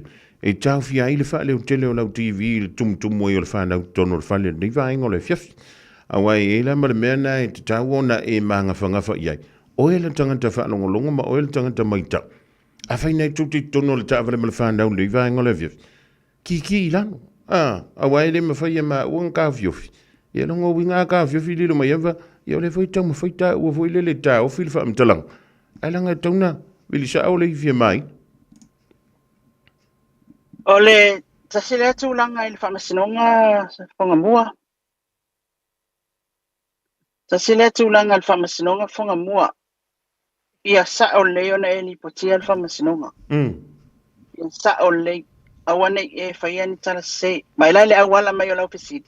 O le tā ua ia te au lau fesili. O lono winga la. Ele iai la se mea na tupu. Palango whai lau fesili. Ia o whela o longo winga la fase se ai la le li poki o le whamasinonga. O la iai mea na tupu i le taimile ana na tupu ele le mele ai. ole leo lea, ma le sound lea, ma le upu lea al whamasinonga. E tauna awea i tātou umalava. Ai le tūlanga ole whamalo mai fo il tūlanga le recording o kako ole whamasinonga. Ele whingo fia. Maria. Wa fo ele whali liu ia sa fo i mako recorders. Ta mato telefoni. Ele mwhena e recording ale court. Ia, ale tūlanga le na umana o ia uia ele whinga o la ulipoti. E tauna tusi le fasili. Manona tali. Maria. Io ina ia mawhai ona o mana tua le taimi o te whaamatala atua ia auto. O le fasili lea, malitali lea, awange ia usau, au meise mea palafu whapea a maile si mea wha a ruaile si mea. Ia sau le fasili, malitali, mea whalana le tu te whaafonga mai. E whaalau atu whapea na le tatou reports. Awa o kele i koe summarizing le mea, o le o usau le whaforkot. O uti taimi o le la tatou whenga. Ia o le alana le o whaitau atu ai ale. Ia la uia more than 30 pages lenga o kusia ngi I laka fast food. Ia I tu lau no tusia. Ia ele uman man mau Marie. O le sa office ia le fionga le lo ia le tu leo. E fa pe mai le na fo. E pawa le mele tu le table buline tau le lima. O le relocating o me ia na o ia te fa mtala le me Marie le confirm. Le se foi tala le atitilo foi la. O le fa mautu I le maua Marie. Mea sa tupu ma le so tanga o tangata I tono le mata upu le nei. I fa matalanga na fau. So tanga o vai foi so tanga o Marie I le mata upu. So tanga o San Masivai I le moli maua Marie. So tanga o he ni fa mato o masi le fatinonga o le moli maua Marie. So tanga o fipuleai. So tanga o li o fatamalama. So koe kasi ala fai pule le o teilo. O la alu taimi nei le fa mautuina o lona so tanga I le mata upule o mena le te mai tau e uia ile fa maunga ile moli maulea a Maria li I fonga mo. Wala wa tanga lilo. Alona winga afa pe te fisilia tunei. Ile au te lenga o fa mtalanga ia wa tato maua mai tutonu o le fa msidong. O lela usilia tuai. O lona winga na o le tali a Marie e sa au pe se ia fa matalanga ia na au mai e Samuel e fa tatau le I le maliwai o le antali I le pe o le ta wai pe I tutonu wa le fa msidonga nei. Il fa matalanga Marie e confirm Marie o le mauna avatu Samuelu ia te ia lea o tusa lei ma le fa matalanga Samuelu o le mau le fa aisea o le na avatu Samuelu ia te ia le fa spepa e tautalai ia faitala ia ia le fa lau tala le sili fo ia fa le lo ia o tala a fa mata lau tala le na fa ia to masi I upu ia na e tā ua matala e whapena lua iai ma Samuelu I ole sin e sao. E whai mai mori e lei ma se me sao meanga e se se lono wingala o le confirm e Marie e le moni e le wha maonia ma e makwasea maune I au fiai ma le mau Samuelu. O le lona lua o siau tamai e le se fesili foi lele au se me wha tupu manatu. Maila I le nei wha ngā solonga antoa. E fōlinga mai whelele la o mai tau atu. I le moli maua ia le tamaita I a Marie. O le na avantu ia e whaima moli mau. Wha au popo I tutono moli mau si vaima se. A lea pei ua a fia tuai malona tangata. Malona wha sino manga. I nei winga ma tū manianga ia teilo ia lilo mai hafa. Ni tū manianga matanga. Ia o le fai tutonu o le su enga. E pei o le tau mawhai mai eile mata upule nei. Lewa o pea nei maunta o le whaamsidonga ali. La sa ulangona iei leme. E tō manatu I le tuli o si vai masam ia au mai Marie e whatinoa le maulia. Le nao o ia si vai sa vai. Ia au mai Marie. O le sad part le o le mau Marie ina u nofo I le whamasinonga. Pea o mawhawhau iei. I le olanga o sia fo I talavou. Na au mai ave iei le mau e tango e whai. Ma fa wai le mea lea i Anne Marie fai. Ia ai i le journey lea i le mea lea. Le sa iai mea le anga ia o tupu mai ai. I lea fo i tala vau le taimi lea o whanga solo ia. Paupaunga ia i la tau. Ma tūlanga umai ni whaatino. O le tūlanga whanau no asili ana i lo as a mother, o le tūlanga whanau no asili ana i lo loto ina wau whanonga ni mau Marie. Malo va tai lilo. Ia Antonu o soulangona mani o tātou langona. Ia Antonu e launga tasia mai lava le pa ia ma le malo Samoa. Ia ona o le pe ona uwhai atu. E le e ma so ma faufau. O te ilo fo. E to a tele le mamalu ma le pa ia o Samoa. I le launo langi ato. E le i aise ma faufau. Na yeini mea wha apea na tutupu. A whai o le mea moni ma le mea wha mao ni le ana tūlai mai. Tālo whai. A una fo ma fo fo ile le o le na o mai e faile mata up ye pita yane mua anga le anga ina mua fa ye tu ma anga matanga lua ya o le fo ile tamu fa ye tie ya ele o sta mai tanga le tamu fa ye tie tano fa ya e wile ya ma wa pe lo ma lo si ma lo on sa ya le mo yava ya ma wa fo ye le ma lo si anga mai le tato tapa ina ye ma wa ile file mo ma le to fi mali ia wai li singa luenga fingo fiele tanto mo tan foi o le tamo foi le longo pueli ile pa ia ma le malo le tanto utro ele canta ia tuno i fafo ia fa pe foi tono le tanto utro i nai sa mo o mo ia so fingano te ulunga ile tanto filo ingale ri via fili lo maiava ia tanto talia lupe o mau po le ale tulanga na o ia ia le isi la sanga muli o le muli mau le tamo ita ia Marie tai o ena ia tono la to mo me fo ia po fia la le isi la sanga le ole anga ia tia le vai so lon tonu ne o tanto fa sinong ya wala vale un puyeli o Samo o le e on fa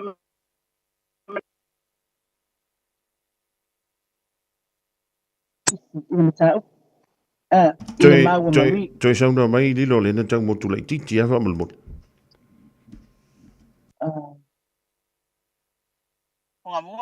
ia o langona mai ia sound no ia o lewa o lae foi nei o lawa final ia manatu ma fina ngalo ni sol tata watu no uina wa fa fonga le mon mawa Marie mantua foi o lewa ilo le famsinonga taia wa eng tata mawa le atoanga o le mon mawa Marie lo na vai nga mon muli le fanga sol terminate au taia wa enga foi e fasiringia e Catherine Dacia o le loia a Sam Masivai e fasilingia e Richard Merchant ma mural Louis o loia ala auli lise ma fipulia mali e fasilingia fo itaia e le sunga ma posua tania to ailoa o le loia li lona winga e ala ona fasilingia e lui pe fa maunia le mau ya ma awala fo United tilo ya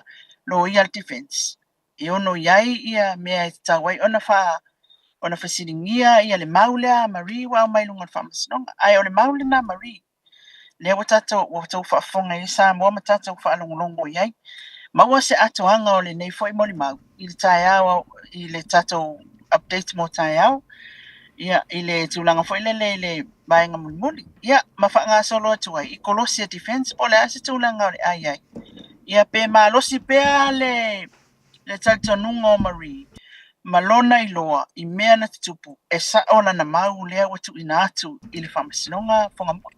Malo fa tanto le tanto mai tasi pe le sa no le rivango le fia li lo maiava va tele ya mo le fa marinonga o tanto mata upu pe ona fanga solo ya wala vele longo pu ili le pa ia malo sa mo a marino le manto le vai au mai me o tutupu ya ona tanto wo ila ia le tanto te mano lo ma le file mu ma le fia mai le li ai tai o ina ya o le mele o ia ili lo maiava a e misi mai ia onga fa pe ngale nga ka vai ko malo loko ia langa o le tali ngasi vaenga lea o le o e whaingi ala ko whea au o le ai ma sesi mea o e unga poloka i ma le motowai i le wha tali anto fo i lele i lea aso ma le aso tau le vanga o le wha sidonga ia ai tau longa mai ala tanto whilo inga le vaenga o le fiafi ma o se malo longa file mu wha silinga malo si a wale aso a tai au ia ma iso whiringalo i tau longa i le tanto whilo inga Ia mua lava o le whaimina le tātou le tātana noanga whakamua o nei las whanau e siu tama e ato ailo na fitu sifulu ono tausanga i le so. Mali elo. Ia o le e whaatasi mai Australia ia whamanuia atu papalo as whanau. Ma wani sa se tele la ufionga la un fausia misa tātou te maafu tai pea. Ai Samoa, ia. Haftai la vai lau tapua inga. Le tele o tātou a inga e meli mai ia ma nisi fa tātou atunu. E moli mai whaftai ia. Ai langona fo le fia. Ia o lea o te maua se avanoa ma le malos. Ia e tu ina tu e se tala walu tātou atunu. Ai tātou whatatali le lofa malanga leo le atua mo atai au. Ia tātou te aulia atu ai. Ia na mātou toi pe nei fo ilea ma fonga mua. Ma walo malosi ali fonga mua. Tātou e whatasei le tai au. Ia ai manuia te lele tiu te whaau manuia sa mo ma lau tapua inga. Tau whasa i fua. Soifua ma ia. Maruia, le fionga ia lilo mai ava maina vai misa le sui o le tātou ala leo. E peo nei whaafonga mai e mai moa tu iei la na tau mwhainga e autalaina. Ia tau le manga o le wha msidonga i le vai aso lo na tolu. E pei ona whaawawina i to tonu o lo tātou tonu i Samoa. O lewa toe fitu minute ona tale o le July wha.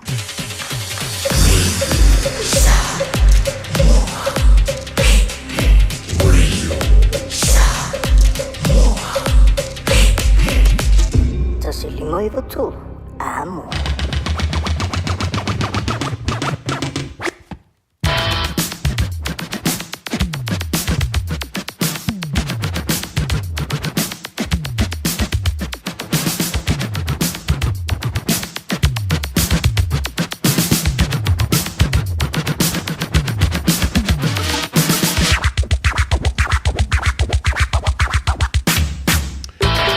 Le Jamie Samuel le rivango le fiafiola wa se antu ya ono minuto lo toyo de tale o le tula e fa. Fa te tele mo le tanto ma futanga mai le tula se fulu ma le lua i le awaulia na le la se i uli mai fo le rivango le fiafi ya a fei wa isa ngana wa le tauta mali i le tanto ma futanga i le so ya malu ave fale yo o tau firangalo ya mo tanto loto ona o le tauma fai tulava ia e awira antu meo lo tutupu e tutonu o le whaamasidonga i Samoa. A whai wale tu saima lo whirangalo, ia malu ave i whale. Tātou whale le whale o le ova, ia e kako ke mawai le file mu, ia ma tātou te mawai le fia ma le oli sanga, e tu mau mai whaabavang. Le fionga ia le ataua, ia po le fionga ia pese tā savea, ma le polo kalame o le nganga i fo whaiva. Ta mai an tātou tala mai e tunu o le Pasifika, ma an tunu o le lalolangi, ai mai se le polo kalame o le malu i whale, i le nei e fiafi. Manuia ia inu manga o fuala au soifua. Le penisula mai molino le tai tu pito ia pia si o utaula manaya e fe pula fi mai le sau o ata uma o petu o le lani e solo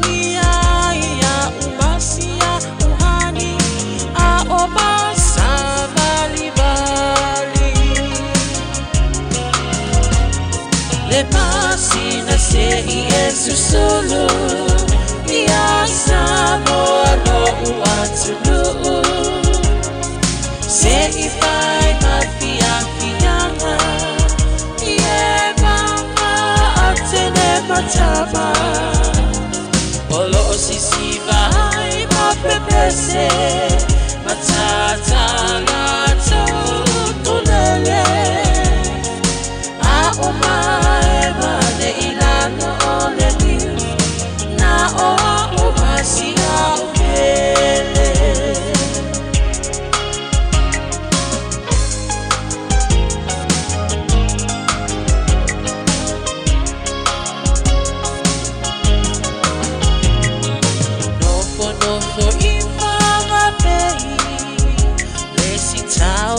Osa